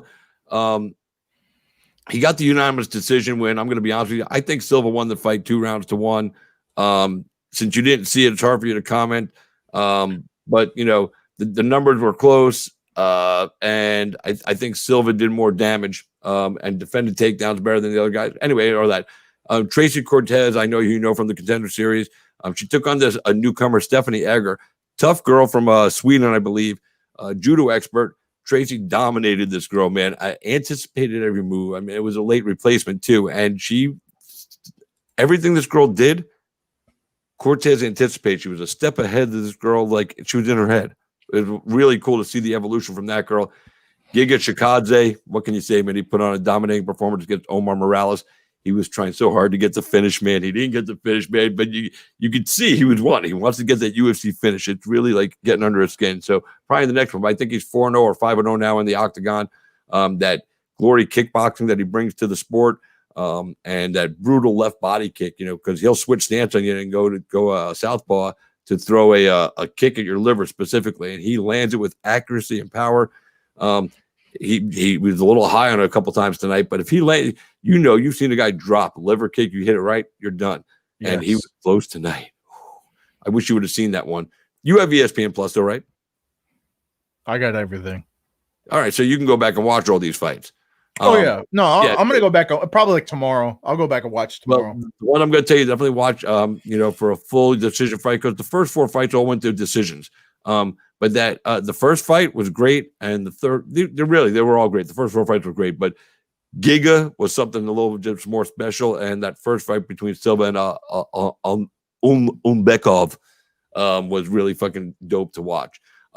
Fight number 5, Joaquin Buckley and Impa Kasanganay. This knockout is knockout of the year. It's not even close. There's nothing else that has been like that this year. It might be knockout of the decade. It could be knockout of the last quarter century. I mean, that's how people are talking about this. And we've seen some crazy knockouts, but he threw that kick and Impa caught it. And while he had his guys, he had Buckley's leg in his hand. Buckley used him as a springboard and threw a spinning heel mule kick, landed flush, and Impa did the pumpkin dance, wobbled for a second, and then dropped. It was a delayed reaction fall. That's how the fucking sound of that, the fucking thud smack. I don't even know what the hell to call it, but that sound that it made when it connected. Holy shit. Whew. And it was my guy. He fought with us a couple of times at Island Fights, on Fight Pass, before he got the Contender. And then, he's such a good human being, man. I love the dude, and I've been, so happy for his success. There's those moments in life where, you know as well as I do, you're friends with some of these guys, and sometimes we get a little too close and we get a little emotionally invested. Impa's one of those guys. You want to be his friend, and he wants to be your friend, and he's such a good human being. Yep. Watching that, and I've watched the replay 50 times because I just couldn't believe it. But watching that, it hurts, like in the feels, dude. Like, because that's your friend, that's somebody, I've watched basically come up, from the beginning. He's only been doing this for like 3 years, and he's already in the UFC. And man, that was brutal. I've never seen anything like it, though. No, it was rough. That you never want to be on somebody's highlight reel, and wow. But you know what? I tell you what, I dare say, I don't know if it's as. I won't say it's more spectacular than the Showtime kick. It was definitely more spectacular than the Showtime kick. I don't know if I could say that, but it's up there. It's up there. I don't know if I can say it was more than the Showtime kick, but it's fucking up there. Because I was trying to think of something, but yeah, it's definitely it's right fucking there. Yeah, well, for me, it was straight up. Where is?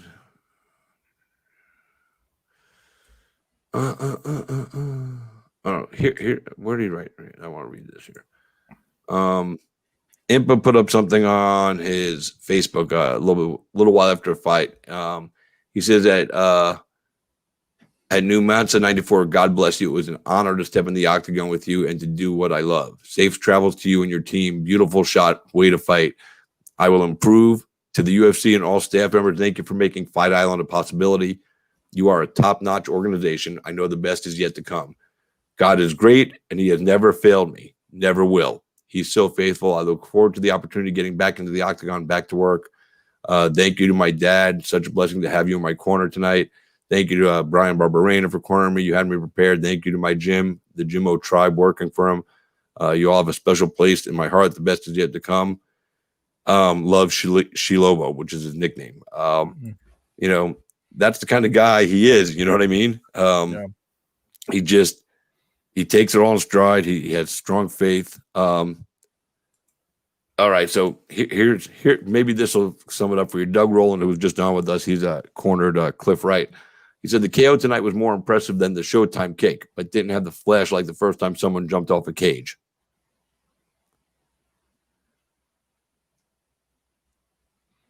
What do you think of that?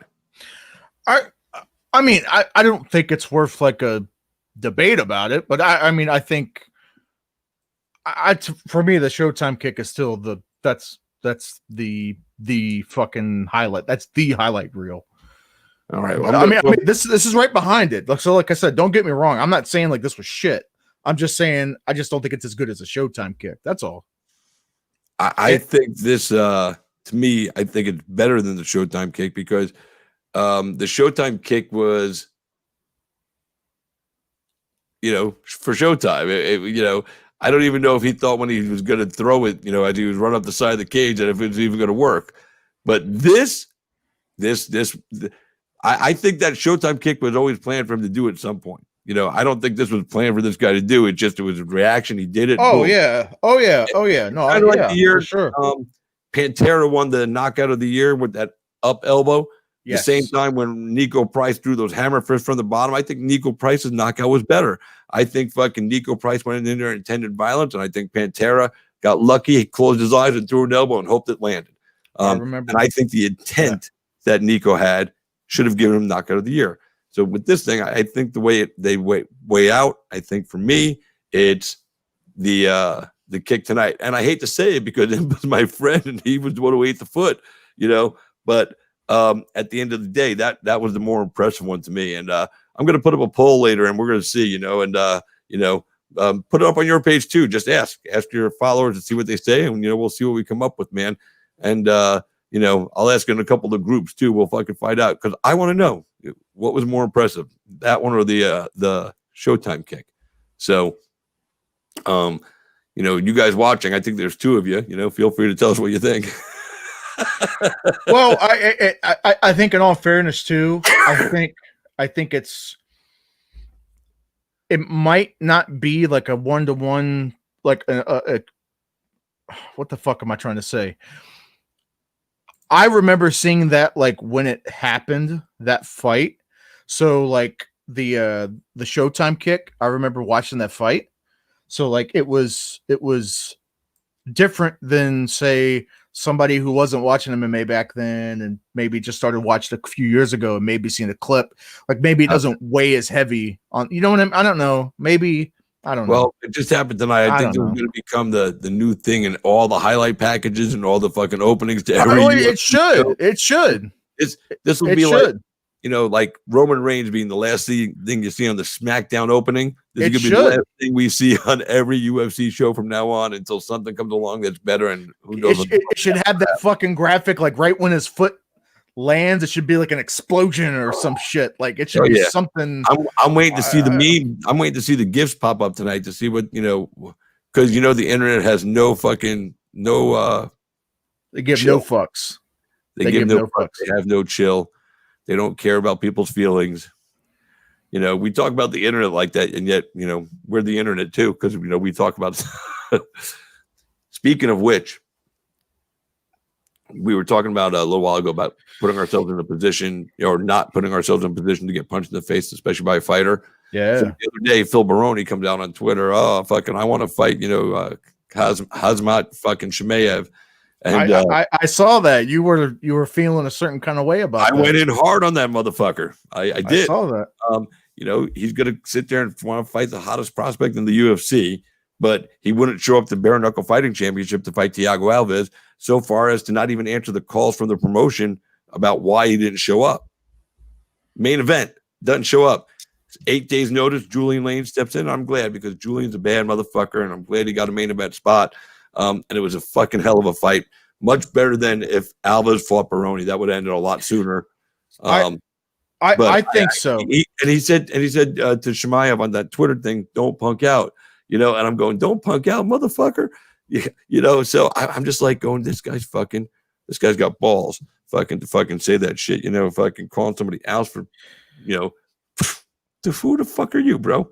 Well, I know this is what I know. I don't know the entire story, but I do know because originally they changed the date on that card of when Thiago and Baroni was supposed to fight, and they ended up kicking it back a week or 2 weeks, I don't remember, from the original date that was planned. And Baroni had no clue. I know that. Dude, he had a clue. Dude, they were reaching out to him to find out everything that was going on. Dude, come on. That's a Baroni didn't know. No, Baroni didn't want to show. No, and Baroni's using the excuse that he didn't know. Maybe guys been around the game too long to pull that bullshit. Come on, Josh, you know better than that. I like I said, I don't know. I don't know, man. So what you're trying to say is that I'm not trying to say anything. I'm saying I don't know. That's what I'm saying. I just made a statement saying that they changed the event. It was 2 weeks later. So gave him 2 weeks more to prepare. And you're going to say he didn't know? Let me say. Hold on 1 second. Hold on. Shout out to Gerardo Julio Gallegos. Oh man, good to have you on board watching. He's a former XFC fighter, dude. I love this guy. He's laughing at you and me going back and forth right now. No, here's what I'll say. So I'd sent a message to Baroni about fuck man. I forgot what it was about. Maybe it was when I found out the dates changed, or I was trying to confirm something, and I honestly I don't remember exactly what it was. And in me telling him in the message, I assumed that he knew. So like I said something about the date, and he's like, "What are you talking about?" I'm like, the dates got moved up, like they got bumped up. He's like, "It is? Are you sure?" I'm like, "Yeah." And this was 2 weeks before the fight? Hold on. Are you going to pull up the date? I don't want to like, Because either way, that still means he knew because you told him. Hold on. I don't want to like start any shit here, but because I talked to him on Instagram. All right. Hold on. And okay. I just, so people know, I tagged him in the post because if I got something to say, I should say it. And I don't want anybody to come at me so good. Oh, why didn't you say it publicly? I said it publicly. I tagged in the post. Well, and somebody messaged me the other night, go, man, be careful. These are fighters, not soccer players. And I'm like, I've called out fighters before. So go ahead. I will say what I sent him. So where the date came from, so it was 8 days. They pushed it back 8 days, so not quite 2 weeks. All right. So originally the fight was going to be on 9/19. That was the original date for them to fight, was 9/19. Right. All right. So I told him, I said, "Hey man, I'm about to put a post up about your fight with Thiago." I said, my confusion is originally at the last pay-per-view, they said that your fight was going to be on 9/19, but with the August show, because it had gotten pushed back from, I guess, COVID or whatever, right. The original August show, now that got pushed to 9/11. I said, is the 9/19 show happening, or did your fight get moved to 9/11? I said, because at that point, I was just trying to get information on when his fight was taking place. Because and what date did you send him this message? All right, this is August 19th. So August 19th to September 11th. He had plenty of time to know. You just proved me right. He knew about it. He knew about it because you told him about it right then and there. If he didn't know up at that point, he knew then. And so the promotion reached out to him. I got it straight from the sources there that they reached out and he didn't return phone calls, messages, or texts. He said, "I don't know." I was like, "Hey," I said, "Hey man, understood." I was like, I'm just,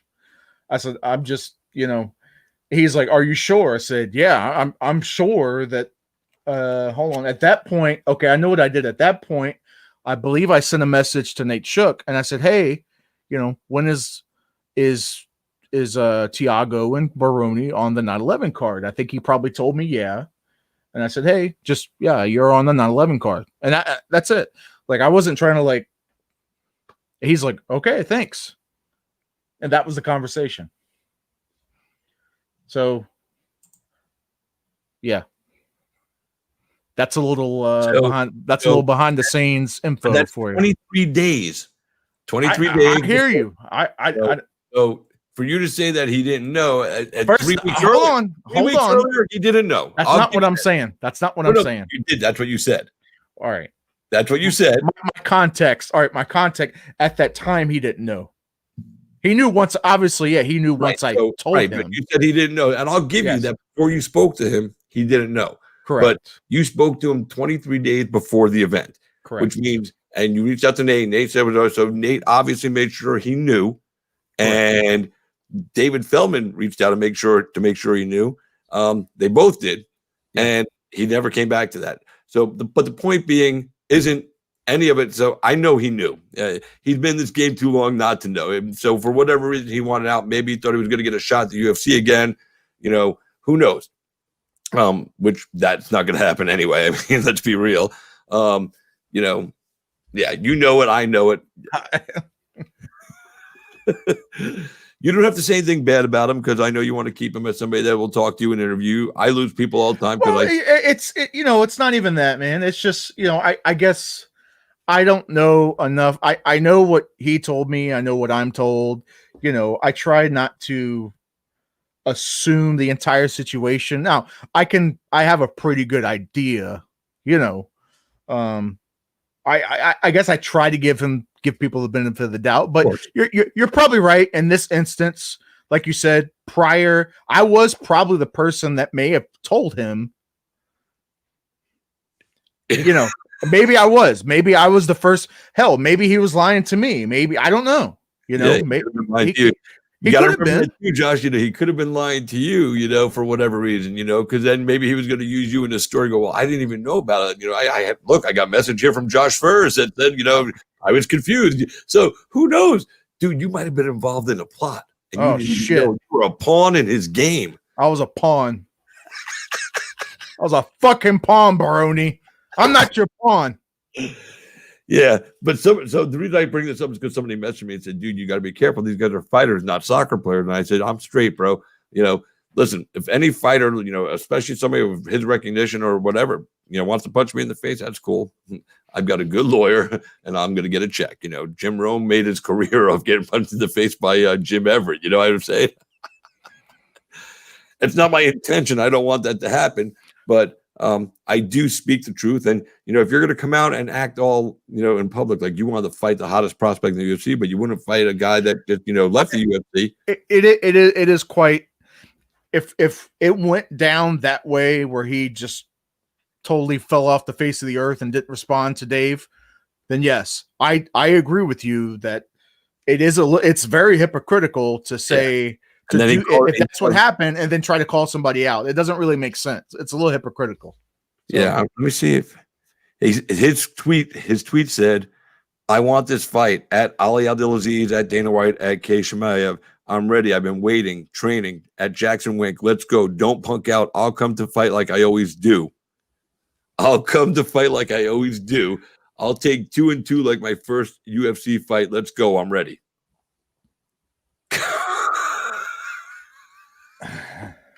You know what? Bring him back and let him fight Diego Sanchez. There we go. Fucking yeah. What is his record? Baroni's? Yeah.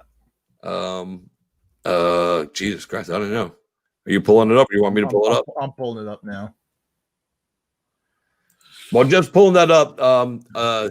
After the Impa fight, after the Impa fight, Rodrigo Nascimento, Chris Dawkins. Chris Dawkins came out there, got the nice KO. I think he's a cop up in Pennsylvania.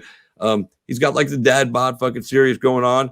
Dude, I see what you did there. You pulled up stats. I like the way, look at the way Jeff be thinking, fucking Josh be thinking, excuse me.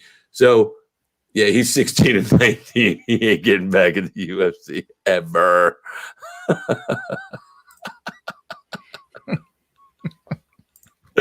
You just fucking outed your boy hard, bro, man. You're never getting it. He's not my boy. He's not my boy. I don't know him. So thank you for bringing up the stats, though.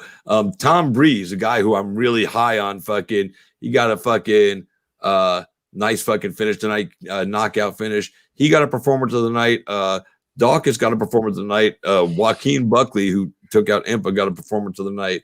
And also Corey Sandhagen got a performance of the night. But Tom Breeze got a fucking winning first round, I believe. Ilya Topuria versus Yusuf Zalal. This one surprised me. Topuria won, finished by decision. I didn't expect that one. Aspinall versus Bordeaux. Aspinall won, which I expected. Marcus Perez got knocked out by Dricus du Plessis. That one I didn't expect. I didn't see that coming either. Say that 3 times fast. Marcus Perez got knocked out. Marcus Perez got knocked out. Marcus Perez got No. The guy's name. The other guy's name. By Dricus Duplessis. By Dricus Duplessis. Marcin Tibura took out Ben Rothwell unanimous decision. Edson Barbosa fought Makwan Americani. I'm having a rough time tonight. Beat him. Barbosa won unanimous decision. One of the judges had this fight 29-28, and I had it 30-26. One of the judges actually had 30-26, and the other judge had it 30-27. I looked at the media scores. I looked at everybody. I probably looked at 150 people had this scored 30-27 or 30-26. And this fucking guy who's sitting there and his voice is the one that matters scores at 29-28, giving a round to fucking Amir Khani that I don't know what this guy was doing. Did they have a fucking flashback about Vietnam or Afghanistan or something? He just fucking said, fuck it, boom. What the fuck was this guy watching? Hold on. Because I'm on Fight Metrics, so they give me the referee, the judges. So maybe he's like watching Netflix during that round, and all of a sudden they're like, wait, Doug, what do you mark? Huh? so the judges on this one what'd you put? Daryl Ransom had it at 30-26. Vito Paolillo had it at 30-27, and Victor Wolf had it at 29-28. The fuck was this guy watching, man? I really wish they would find judges when they fucking have a ridiculously wrong score, and they should find referees when they fuck up and do something stupid. Maybe if you fucking took money from these people that are have other people's careers in their hands, they'd be better at their jobs. I don't expect perfection, but we have to have close to perfection because you're playing with somebody's life, career, and money. Yeah, I think there does have to be a level of accountability for sure. Bothers the shit out of me. And then in the main event, Corey Sandhagen finishes Marlon Moraes with a knockout head kick.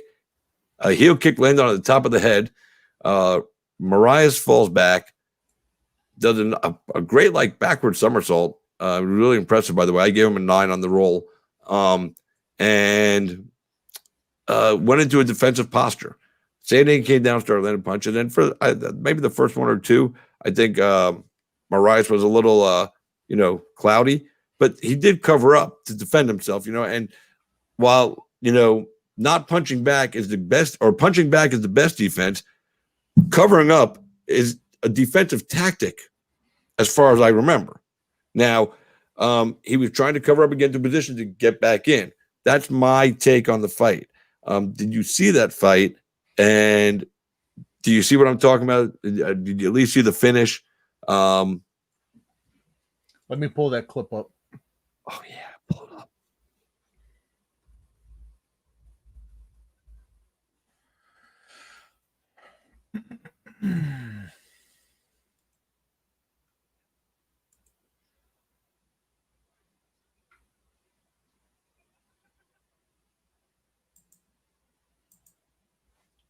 Ads. Hold on. That's okay. I'm waiting.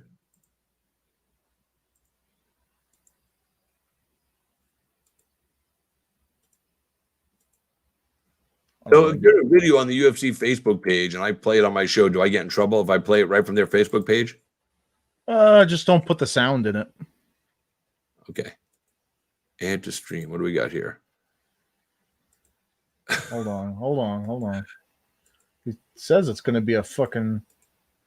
Is there any video to this? You piece of shit. What kind of letdown is that? All right. When the video comes up, you let me know and I'll put it back on the screen. I don't want to have people going, what the hell, man? That's fucked up. All right.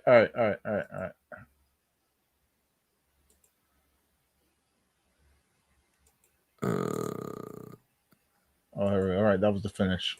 Hold on. It's all super zoomed in.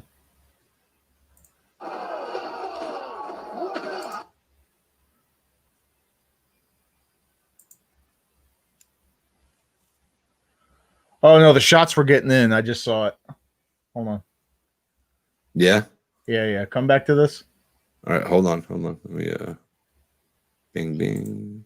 We'll come back over here. All right. So. Yeah, if you watch, I'm gonna wait till he kicks on me. There.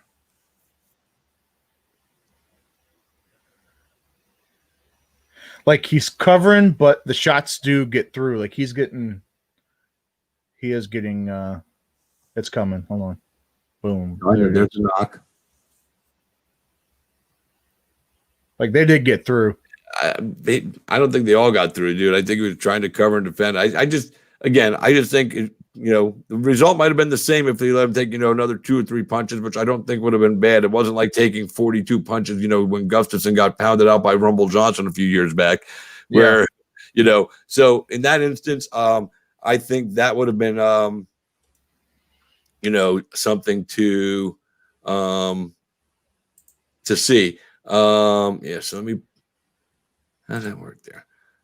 So, all right. So let me bring this thing up here. Boop-a-doop-a-doo. Boop-a-doop-a-doo. Boop-a-doop-a-doo. All right. So, let's see. So, boom, boom, boom, boom, boom, boom. All right. So this, for you guys that didn't see it, this is the Kasunganai knockout by Buckley. So this was just they're going to show you a few different angles of it.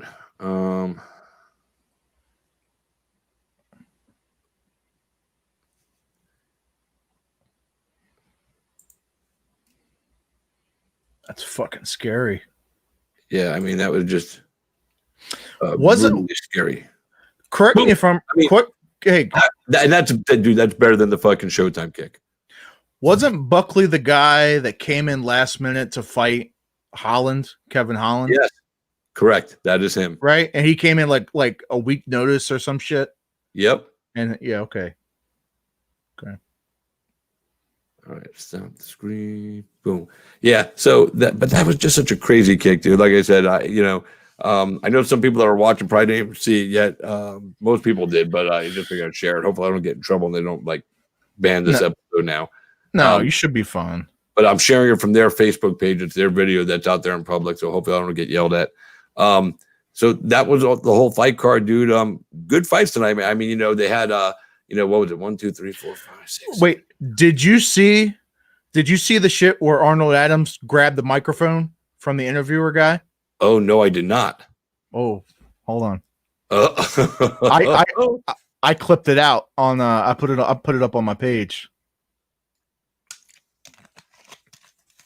I didn't even once the fight ended, I had to go use the toilet and then I had to get ready to do the show. So, No. This was like in the prelims. This was like I didn't even see it. Okay. All right. It's crazy. Watch. All right, I'm watching.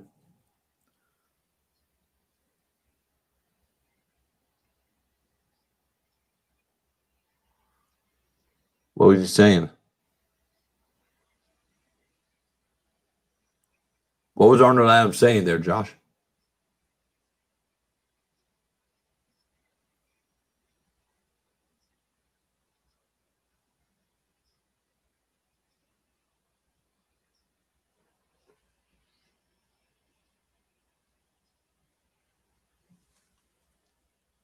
It's crazy, right? What was he saying? So, you know what? I need to find exactly. I know what he's talking about. But what was he saying? Give me Arnold Adams said that guy during the interview that he did with Beltran and Marcel Stamps like a week or two prior said that Joey was the first BKFC heavyweight champion. And I guess which Adams was the first one. He won the tournament, right? Right. So he was the first one, and I guess he felt he got pissed off and he confronted him. That was on fucking pay-per-view or prelim, whatever the fuck you want to call it. I didn't even see that, so fucking A. I'll have to go back and find that and fucking listen to it. But now crazy, right? It also could have been a work, bro. So that's what some people were saying, that it was a fucking work. Brian has a pro wrestling background. And that looked like a classic fucking come back and steal the microphone from Mean Gene Okerlund or something, or fucking from Coach and take over, and just fucking bully somebody. Could be, and you're a wrestling guy, so you know exactly what I'm talking about. And it creates heat. It could be, but Brian didn't look scared.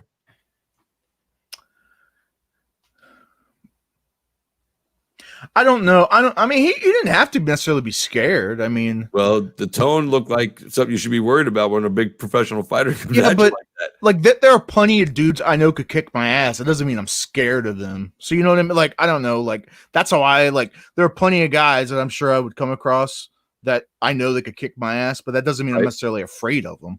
You know, Yeah, it's but different. Again, different. You know, when it's a professional fighter that we know fucking, is coming at you hot. Hey, that's I just think like you'd have fear, dude. Baroni. If Baroni knocked on your door right now, sure, he could probably kick your ass, but you probably would be scared of him. Is that safe to say? Well, if Baroni knocked on my door right now, when he came to the front door, I'd look through the peephole, see who it was, and then if, it's Baroni, I got a bat or a fucking pistola. I'm just like, all right, what do you want? Can I help? What do you want, Baroni? Badass my ass. That's what I hashtagged. Oh man, I wonder if he saw it. You think he saw it? I don't care if he did, man. If he did, he'd probably go, that's some fucking scrub guy fucking trying to make a name off me, because he feels he's got that kind of rub. He don't got that rub, you know what I'm saying? It's not like I'm fucking pop shotting Conor McGregor and fucking trying to make a rub off him. At least if I really, went hard after Conor, somebody would probably fucking, Conor fan would get pissed about it and see it. And I'd probably get viral that way before Conor ever found out about it. But that's how you talk shit about somebody that everybody loves. That's what happened, So I don't think it's going to happen with Baroni. No offense, Phil. In your day, you were a tough guy. Yeah. But you're not anymore. So, I mean, yeah, you can kick my ass. I'm a 50-year-old fucking Jewish kid from Brooklyn that fucking died 3 times, bro. Go ahead, beat me up. Oh man. Hey, let me get your opinion on this, bro. Yep. Wonder Boy Thompson, all these other ranked guys, Yep. saying they won't fight fucking Shemaev. I don't care what anybody says. They can use the excuse, oh, it doesn't do anything for me in the rankings. You know what? It doesn't drop you if you fucking beat him. And if you're really a top 5 guy taking on an unranked guy who's only 8-0, you should, on paper, beat his ass, right? So what's the fucking problem? You're going to get a payday because he's a hot thing, and Dana White will pay you to fight this motherfucker. Dana offered to fight the Wonder Boy. I found that interesting that him and Leon Edwards all came out vocally. Oh, I'm not fighting that guy. He's going to earn me. Look, bro, Edwards, you're sitting over in London and you're losing more relevancy every single day that you don't fucking get into the ring with somebody. You know what I'm saying? Wonder Boy, you're 2-3 in your last 5. You lost to Darren Till on the come up, just like Shemaev. So maybe you're a little apprehensive because one, upstart beat your ass already. So maybe you're afraid Shemaev is going to do it again. And really, hurt your career. All right, I get it still, but dude, if you're ranked number fucking 5, 6, 7, and there's the unranked guy coming in, fight him. Derail the hype train. End all discussions. I think Chiesa probably had the best explanation for this. Darren Till, by the way, said he'll come out and fight him after he gets done with Jack Hermanson. Well, I respect Darren Till for that. I think Chiesa made a fair point where, yeah, okay, it's fighting, but then it's also a business. And I don't think, like when people say, oh, well, yeah, they're just scared to fight him. I don't think that's necessarily true. I don't think anybody really is too scared to fight anybody else, especially at that level, Or maybe they don't want to take the risk. Maybe being afraid isn't the right word. But right. But like, I get that, and I understand what you're saying, but I also understand the business perspective behind it. And like he was saying, okay, great. Let's say I go in there and start this guy. He's not ranked. What does that really do for me, ranking wise? Okay, but you know the rankings are bullshit anyway. So yes and no. Yes and no. Yes and no. What does Dana White say about Shemaev? The greatest prospect I've ever seen in the UFC history. Dana White's seen a lot. Yeah. Dana White is so high on this kid because he's violent, he's brutal, he's technically a more proficient fighter than Conor McGregor, and he's marketable. He's got the personality. He's got all the stuff Dana White cherishes and covets in a fighter. He brings it all. So you go in there and beat his ass, You may not get a bump in the rankings, but what you will get is Dana White's attention because he believes this is the next coming of fucking, the greatest fighter on the planet, and for a long time. So if you can beat that guy, you've elevated yourself in Dana White's eyes because now you've shown that I'm the guy you got to put the money in. And that's more important than a ranking number next to your name. Yeah, fair enough. Fair enough. It's tough, right? The ranking situation's tough because after seeing Eric's post about all the stuff that goes on in the rankings, dude, the rankings mean shit. Yeah, it's so much political. They're telling you how you can vote and who you can vote for, and this person can't be. I in the know. ranking. I know. It's crap. If it's my vote, I can put whoever I want in there. That's what it should be. That's what makes the rankings. Well, right. Either do that or just don't have me vote. I don't want to vote then. If I can't actually vote, it doesn't make sense. Yeah, if you're telling me how I can vote or who I can and can't include in my vote, no, I should be able to. If I think that, if I think Kamaru Usman is the best pound for pound fighter, and in the UFC rankings, and they ask me to pick pound for pound, and I say it's Usman, I can get in trouble for doing that, because they give you the choices. These are the ones, and he's probably not one of the choices. Or let's say I went down to the number 18 guy on the rankings and I boosted him up to number 1. There's no way they would let that fly. But it should be my vote, not their influenced vote. Agreed. So again, the UFC ranking to me isn't as important and doesn't mean as much as an MMA junkie ranking or even ESPN, although they're in bed with the UFC. I still think the ESPN ranking gives you a little more honesty. I like Tapology when they rank fighters. I think they give a fair assessment. And they, and the UFC having their own specific rankings, they're jaded, in my opinion. I'm not trying to get myself in trouble with anybody, but that's the reality. We've seen, between Eric and Scott, and Scott's nowhere near as vocal about it, but we all know Eric. Eric will not sit back and let injustice go unchecked. Yeah. And I'm so glad that he's part of it. I just don't know how much more he could take of it. Because you could see in the post when he talks about he's frustrated. So it's a burden, and it shouldn't be a burden. It should be a fucking proud responsibility, and he takes it like that. He takes it seriously, right? But when they fucking say, "Hey, yeah, oh by the way, what was the latest thing about? We're taking Tatiana Suarez out, right? Like so." So all right. If you're going to do that, then you're setting a precedent. So how long has she been out? Let me see. I'll tell you right now. I don't know. I'm going to pull her up. You do that. Tatiana Suarez, Sherdog. There it is, right there. Da, da, da. So her last fight was 1 year. What month? June. So she's been out for 16 months. Fucking, I've seen plenty of fighters stay in the rankings for 2 full ranking years before they get removed. Well, you got to think too. It also depends on, like, is there anything wrong with her? Like, is she hurt or injured or? Well, she's 8-0. Let's see. Let me pull this up here. Tatiana Suarez. Yeah, fuck. Connor didn't fight for like 2 years, and that fucker was still in the pound for pound. He probably still is. I don't know.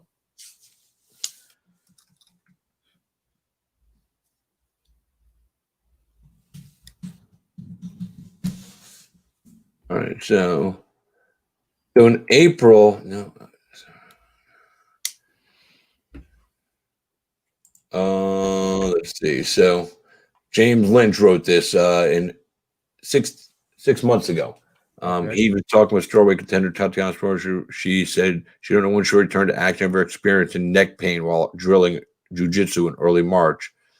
So her neck,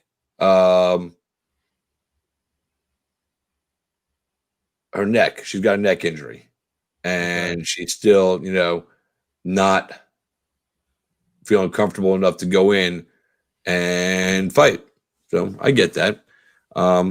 But still, give her the 2 full years like you're giving to everybody else. It's not hurting anybody with her sitting there, in the rankings, and put her down at number 15 if nothing else. I don't, where's she sitting in the rankings right now? Because she's undefeated. Should we check the UFC rankings? Yeah. All right, let's go there. Let's do it. Should be fun. UFC homepage. All right. Rankings. Here we go. Boom, boom, boom, boom, boom, boom, boom, boom. She's a strawweight, right? Yeah, she's a strawweight. So she's ranked number 3 in the world right now, according to the UFC rankings. Now they're saying she's not eligible to be fucking ranked up there. So you know what? I would say, all right, she's been inactive for 16 months. So move her down. Move her down in the rankings. Even if you put her at number 15 right now, because we're uncertain when she comes back, keep her in the rankings, at least till she's been out 2 full years, and then remove her if you have to. But for right now, first of all, I don't think she should be removed from number 3. Connor and others weren't removed from their ranking spot with long extended absences. And she's undefeated. If she comes back from this neck injury, she's the truth. So I don't know what the reasoning is, why they would do that. But it's a bunch of shit, dude. Bunch of shit. I really wish we had some consistency with some of this stuff where, this kind of situation gets treated the same way for every single fighter on the roster. If you're injured, 2 years, because MMA Junkie and other, outside sites, that's pretty much what their standard seems to be. 2 years, we'll leave you in the rankings. After 2 years, we have to pull you because it's the right thing to do. Right. They understand injuries happen and sometimes they take a little longer to heal. So they built that into their ranking system. I think that's fair. After 2 years, like Dominic Cruz got removed from the rankings, and he was out for a long time, but it took 2 years to remove him. Yeah. Connor, same thing. He was out for a long time. They didn't, they removed him. John Jones just got removed. They didn't even give him a chance. It's 2 years. They're like, well, the suspension is going to be this low, so you're out. And even though he never had a 2-year suspension, they still pulled over the rankings. That's crazy. Why him and not others? It's all crap, man. At the end of the day, Politics, man. If you're in Dana's favor, you're good. If you're in Dana's favor, you're good, and that's more important than a number on the ranking list. Right? What would you rather have? Oh, I'm number 4, or Dana will fucking take care of me no matter what. I'm gonna go Dana take care of me no matter what. Connor don't have to be ranked anywhere. No, he can walk right in and get a title shot. It makes no fucking difference. He just walk right in. And but he's gonna fight Dustin Poirier again. So which I think is a fair fight for both of them. I think it's a good fight. It makes sense. Yeah, it's going to be a lightweight fight. So, yeah. I was looking at some of the lightweight guys in here. I'm going, there's a few fights I would like to see. First of all, I would love to see Connor and Dan Hooker. I would love to see Connor and Tony Ferguson. But I would love to see. I would love to see Connor fight Paul Felder. The Irish Dragon versus the Irish guy. There's something about that fight. I don't know why. And I still want to see Mike Perry and Justin Gaethje fight.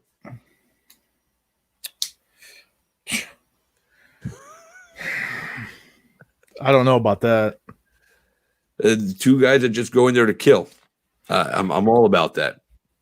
Yeah, but I think Mike Perry is one of those too tough for his own good kind of guys. He might be, but Gaethje is too. Gaethje's those fights with Alvarez and Poirier, Alvarez, Poirier, Palomino. All those fights. It's too tough for his own fucking good sometimes. Sometimes he is, but I don't care about any of that. I just picture this crazy fucking fight happening, between those two. And but going back to Chimaev, Curtis Blades commented on my post and said Neil Magny called him out, and there'd been no response from Chimaev's camp. I hadn't seen that, I hadn't heard that. Maybe I knew that on Twitter, but if that's the case, I'm all about that fight. I think that's a fair. Where's Magny at? Where's Magny ranked? 10th. He's 10. Yep.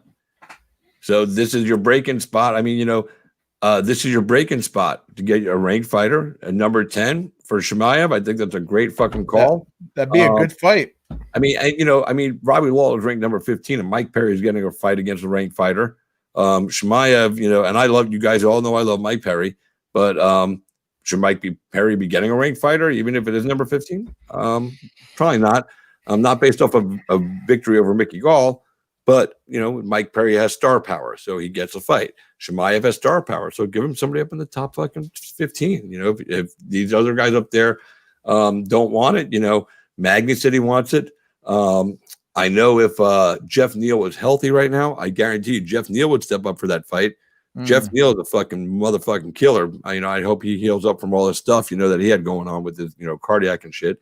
What about Nate Diaz and him at 170? Nate wouldn't fight him. Nate would get his ass kicked. Well, I still think Nate would fight him if the money was right. If the money was right, maybe, but I don't know. Nate's an A side. Let's make no mistake about that now. Yeah, of course. Because of the Connor shit, but Dana wants to put Chimaev in a main event in his next fight. Diaz versus Chimaev, next fight, fucking main event. Diaz gets paid. If he wins, he gets the Connor fight. And if Connor and Dustin fight, that's interesting. That's an interesting proposition, right? If Connor beats Dustin and Nate beats Chimaev, then those two fight again. Where does Chimaev? Because I know he's fought at 55 and 70, right? 70 and 85. 70 and 85. That's what it is. Yeah. Like, and what is does he prefer? Huh? Does he prefer either one, or has he said either one? He don't care. He said different faces, result same. Smash time. It's hard not to fucking believe in that kid, dude. Fucking 196 fucking punches landed by him versus 4 against 3 opponents. That's fucked. And you can say what you want about the first 2, but fucking, Meerschaert looks so scared to be in there with him, dude. Meerschaert's a real deal, though. He's a legit, real deal, I know, legit fucking guy. Like a 40-fight veteran. I mean, Chimaev's got fucking 8 or 6 or 7 or 9, whatever it is. It's not a lot, But I knew going into that fight, Chimaev was going to win. I agree with Dana White. There's something special about this guy, and fucking, I want to see him fight every weekend. He would probably fight every weekend. He probably could because he's not taking any damage, dude. Fuck, dude. I think, what I think is probably going to happen is, this Neil Magny thing, it could work out. I think that would be a great fight for him. Great fight. I can see him kind of like, oh, now that would be interesting too. That would be good. I can see him maybe kind of like waiting in the wings and kind of like stepping up last minute and being like, I'm ready to fucking smash this guy. Can you imagine? Can you imagine like if Dana White wanted to get his way, let's say he books fucking Thompson versus fucking Leon Edwards. Oh no. And then he tells Leon Edwards to back out at the last minute, and he pays him, and he said, I'll give you the fucking next title shot after Burns and fucking Usman, because Dana can do all that, and there's nothing illegal about it. He could say, look, pull out of this fight with Wonder Boy, 4 days before, I'll put Chimaev in there, you get the title shot coming off, and I'll give you some cash. Dana White could do that. I'm not saying he would, but I just want to play what if. Wouldn't that be funny if then now fucking 4 days before a fight he installs Chimaev against Thompson and Thompson backs out? He would. Thompson know. would back out. But it would be funny because they would do it. It would be such a public execution of Wonderboy Thompson's character, and because people would call him a punk for not taking the fight. Do you know what I mean? People would crap on him if he didn't take a fight against an unranked guy 4 days out. Oh yeah, of course. Right. So there would be an execution of his character to the public, executed perfectly by Dana White. I'm not saying that would happen, but it's just, it's funny to think about stupid shit like that sometimes. I almost want to message Jeff Houston right now. I could, but I'm guessing he's probably, tipsy post-fight, Probably.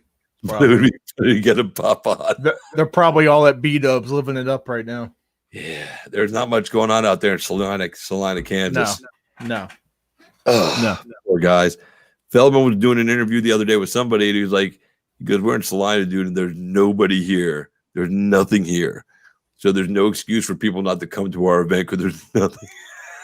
There's nothing else going on. It's a damn shame he wasn't allowed to go full capacity. But I do like that there can go any capacity at all, man. But it was a good night, man. Fucking Saturday night filled with fights. Bare knuckle, and those were great fights. There were a lot of great fights at UFC tonight. Obviously the ESPN Plus app. Some people have some problems with that. I've never really had any problems with the ESPN Plus platform. I didn't have any problems tonight with the BKTV app platform. So that was a big thing. Next week we got Toe the Line from Plant City, Florida. It's next Friday night. Yep. I'll be out there ring announcing. Josh will be watching it on the app. I will, because he's not in Florida. Nope. He could come down if he wanted, but he's not coming. Well, I could, but I'm probably going to be coming down for the November. I know the Allers thing, because you're too cool. I get it. No, I would if I could afford to come to like every fucking card. I would, 100%. Yeah, I need to get unfortunately, I don't make the big bucks from this shit. Yeah, I don't make the big bucks, but we need to find a travel sponsor. By the way, speaking of, I was reading. I totally forgot to mention this. I totally forgot to call him out for fucking when he was on with us. So I was reading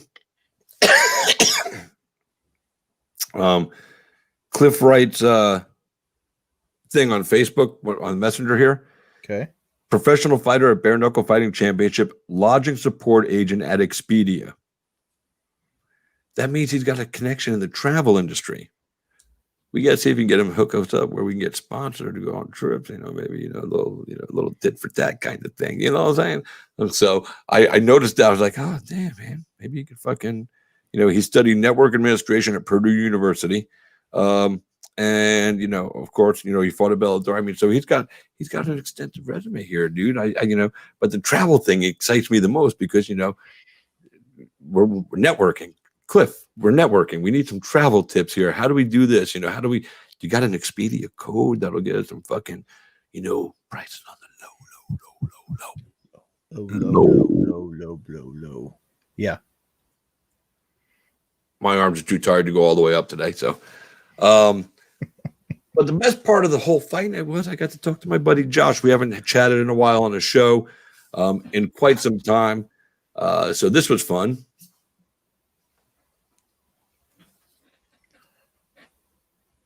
Are we doing our best? If you smell what the Josh is cooking.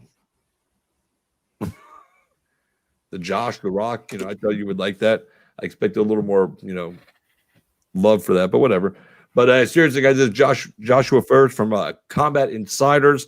He does a great job. He gets good interviews. He does cool shit. And if he posts something, it's 93% truth. No. And also don't forget too, because we're putting more of a focus on especially the stat side of it, especially moving forward. There's also knucklepedia.com, which is part of combatinsiders.com, but it basically takes you straight to the directory part. So you don't have to go through all the article mess. All right. So knucklepedia.com, check that out as well.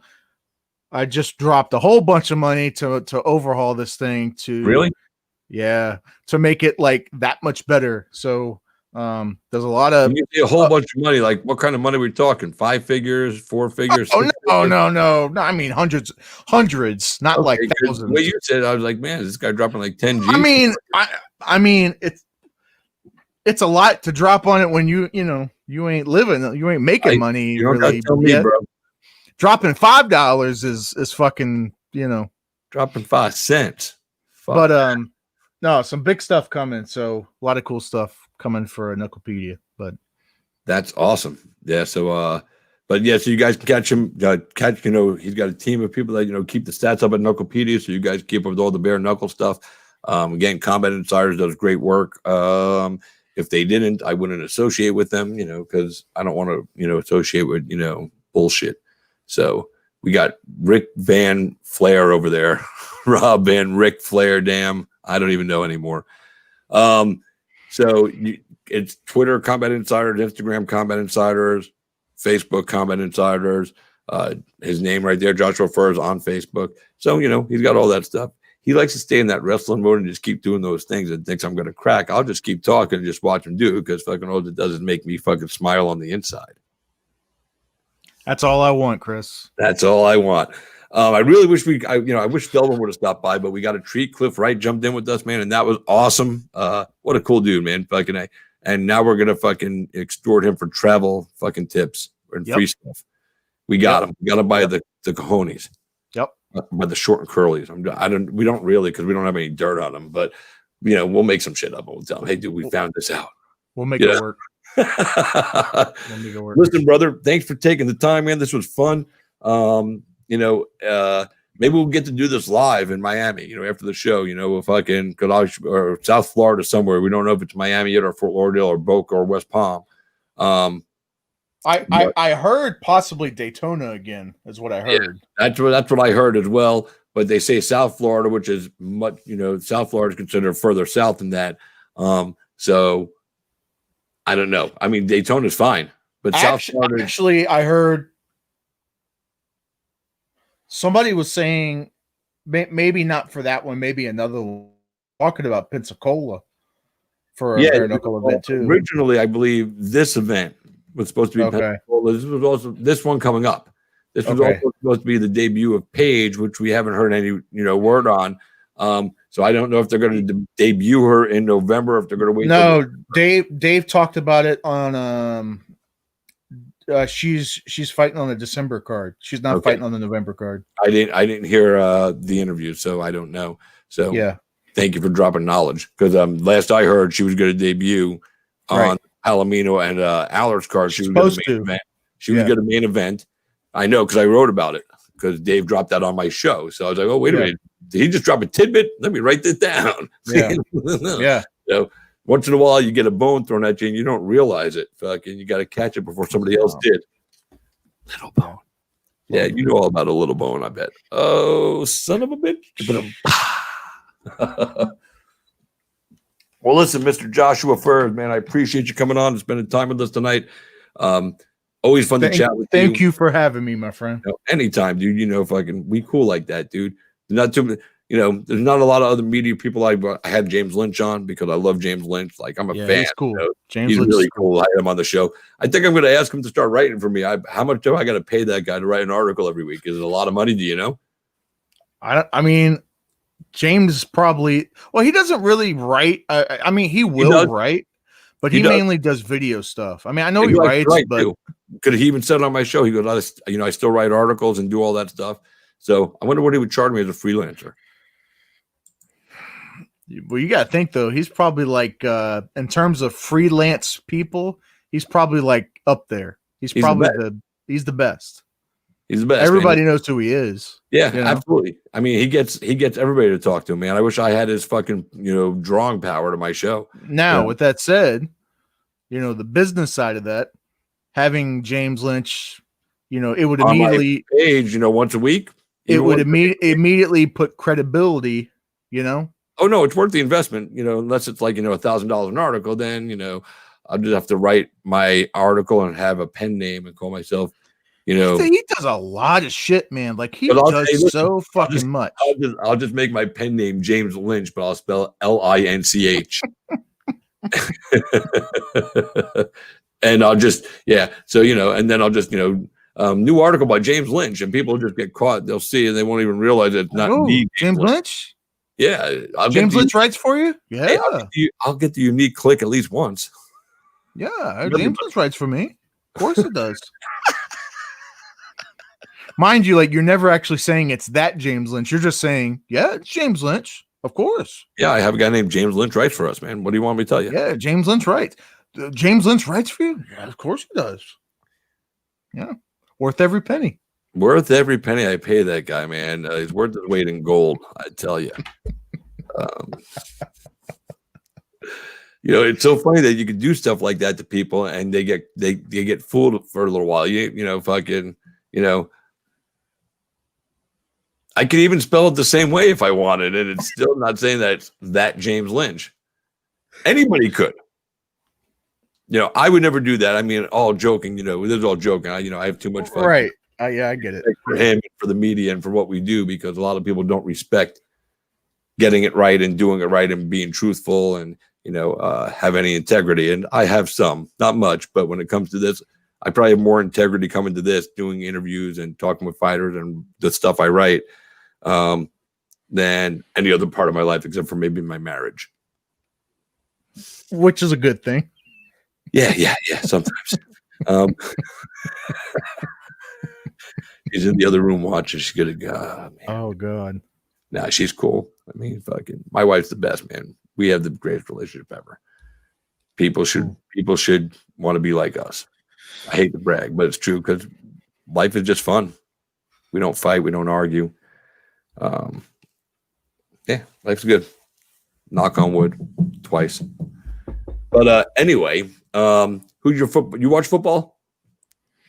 When I do, it's the Bills. I hate you. I'm a Jets fan, so well, I can't say have a good game with your team this week. So I'll just say, man, enjoy watching whatever football you're going to watch if you're watching tomorrow. Other than that, man, that's the best I could do. It's hard, man, being a Jets fan. So hold on.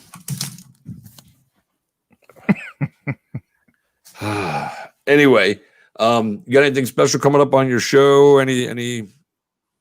Oh, look at that, the Buffalo Bills. Oh, this one, you fucking. How do I fucking? Dude, that's so creepy to watch right now, dude. Oh my God. I'm Vanna White in this shit. You sure are, dude. Are the two people that are watching still appreciating this?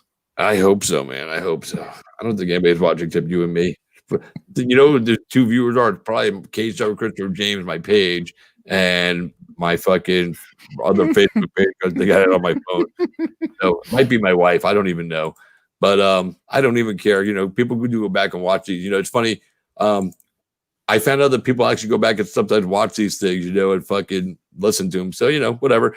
I think we had some good fun content tonight. We had some good factual content. We had some good conversations about a lot of different things. And just a little drop of bullshit, but just enough. Just enough bullshit to make it fucking funny. That's right. When's your next show with Houston coming up? Fucking tell everybody about that show before you go. With Houston, that's a Loudmouth Fisticuffs, me and Jeff. We try to have a schedule, but it's just weird between him and my schedule. But we usually do once a week. Yeah. Here lately, it's been Tuesday nights, but that's probably going to change. But you can be sure once a week. It's just sometimes the day kind of floats around because of my work schedule. Then, of course, he's usually all over the fucking place. So I don't know. Or something, you know. Shoe shopping. So, yeah, Loudmouth Fisticuffs. Go check it out. It's zany. You get a little bit of info. It's kind of, we're all over the fucking place. It's not a, it's not a typical like interview style show. We kind of fuck around the most part, but we have a good time. So, and I think I've been on the show a couple of times, man. I always have fun when I go over there, man. You guys are a trip, man. And especially if we start talking about Scott and his shoes and fucking Oh my God. Jeff gets so pissed. I had I look, don't think it's an act either. listen, 3 weeks ago, a few weeks ago, Scott sent me a message, and everything's in good fun. So it's, but Scott's like, hey man, no, I'm sorry. I approached him. I said, Scott, I was like, let's fuck with Jeff. He's like, how? I was like, well, I said, let's say that you gave me X amount of dollars in sponsorship, and you gave me so much that I let you be the co-host for the show. So I got so intricate with this. I made like a thumbnail with Scott's image instead of Jeff. I took Jeff out of the logo and I put Scott in, and I changed the name and everything. I put Loudmouth Fisticuffs with Scott Burt and Joshua Furs and everything. And I started the show early on purpose. I told Jeff like one time that we were going to start, and then me and Scott actually went on like 15 minutes earlier. That way, when Jeff got on, it was like already the show was in progress, and he was like, "What the fuck?" Which is exactly what happened. And I didn't tell him, and I didn't tell Jeff. And I'm like, "This is gonna be so fucking good." And me and Scott were just having a good old time. And we come in, and I go, when I saw Jeff in the queue in the backstage area, Right. I was like, all right, everybody. And here's our first guest of the evening, Mr. Live Worldwide Jeff Houston. He's like, what the fuck? Guest? He's like, I'm the co-host. I'm not the guest. I'm like, I'm sorry about that. Mr. Scott Burt is the co-host for today. And I just go through this whole fucking spiel. It was fucking hilarious. It really was. Oh my God. I'll have to go back and watch that. It was fucking hilarious. Yeah. Like it's stupid, but it's just that's okay. If you know Jeff, you know that he would get heated. When every time they talk about the shoot thing, every time I've been around Scott, Jeff, he tries to make it like it doesn't bother, but you can just see it really does. And when we were in Daytona, like Scott was talking like all this shit. He goes, I was thinking maybe I should tell one of these guys that I'm going to be their sponsor. And on the sponsor shirt, I wanted to say, Scott Burt has the best shoes ever, and that's going to be my walkout shirt, and I'm like, you can't do that to Jeff because that'll rattle Jeff. Jeff will see that coming at him in the ring and it might throw him off his game, and you can't fuck with the man at work. Yeah, we have a good time with it, man. We have a good fucking time. I love Jeff. Jeff's like, Jeff is, I have one other announcer I'm buddy with that I can talk to and shit. Jeff's definitely at the top of that list. Good people, man. Happy to know him. And fan of his work, dude. He kicks ass at fucking getting in the ring, dude. He does, man. He has the best bow ties. Fucking prick. Because I want to wear that new style that he's been wearing, dude, but I can't because nobody else is wearing it except him. The inverted. Yeah, I dig bow tie, dude. It's cool, It is. I saw a bow tie the other day that was a bow tie, and then it had a little necktie coming down off it. I almost got one of those, but I swear I saw it somewhere else. So it's hard, you don't want to bite anybody's style. I mean, regular tuxedo, whatever, I have a couple of what I would consider flashy jackets, nowhere near what any even level. Like Jeff would still think my jackets were dull. Oh no, I wore a white one once at BKFC. He thought that was actually a cool jacket. He liked it, had some design in it, but he puts on some flash, dude. Yeah, he's got pizzazz. Yeah, I love that word, pizzazz. It's not used enough. pizzazz. So neither is Nimrod, but maybe it'll make a comeback one day. Woo. Well, listen, bro. It is now 2:35 in the morning. I know it, man. I remember when you messaged me and said you can only stick around for a few minutes, and we're like 2 hours and 20 minutes in, dude. And this would actually be the best time to message Jeff and go, Jeff, come on, dude. Fucking come on. I'm be like, Jeff, come on. He's either asleep or he like I said, they're at B-dubs and he's tanked up. I don't know. Come on, man. I'm on the Scott Burt show. Come join us. Oh my God. He would scream in our heads. All right. Well, listen, brother. You have a good night, man. Thank you again for being part of the show, man. Enjoyed the conversation as always, dude. Thanks again for making the overlay here thing so I can get my logos up there. Thanks to my sponsor, Andrew Sams from Just Heart. It's legacy over ego. Great apparel. Look, it's right. Yeah, it's right over there. Oh, where's my hands? I can't even fucking find my hands anymore. It's over there. And my logo's over here because homie did that for me. Go ahead, give me the RVD one more time before you go. It's like your signature move. Ladies and gentlemen, the one and only Joshua Fairs. Peace out, brother.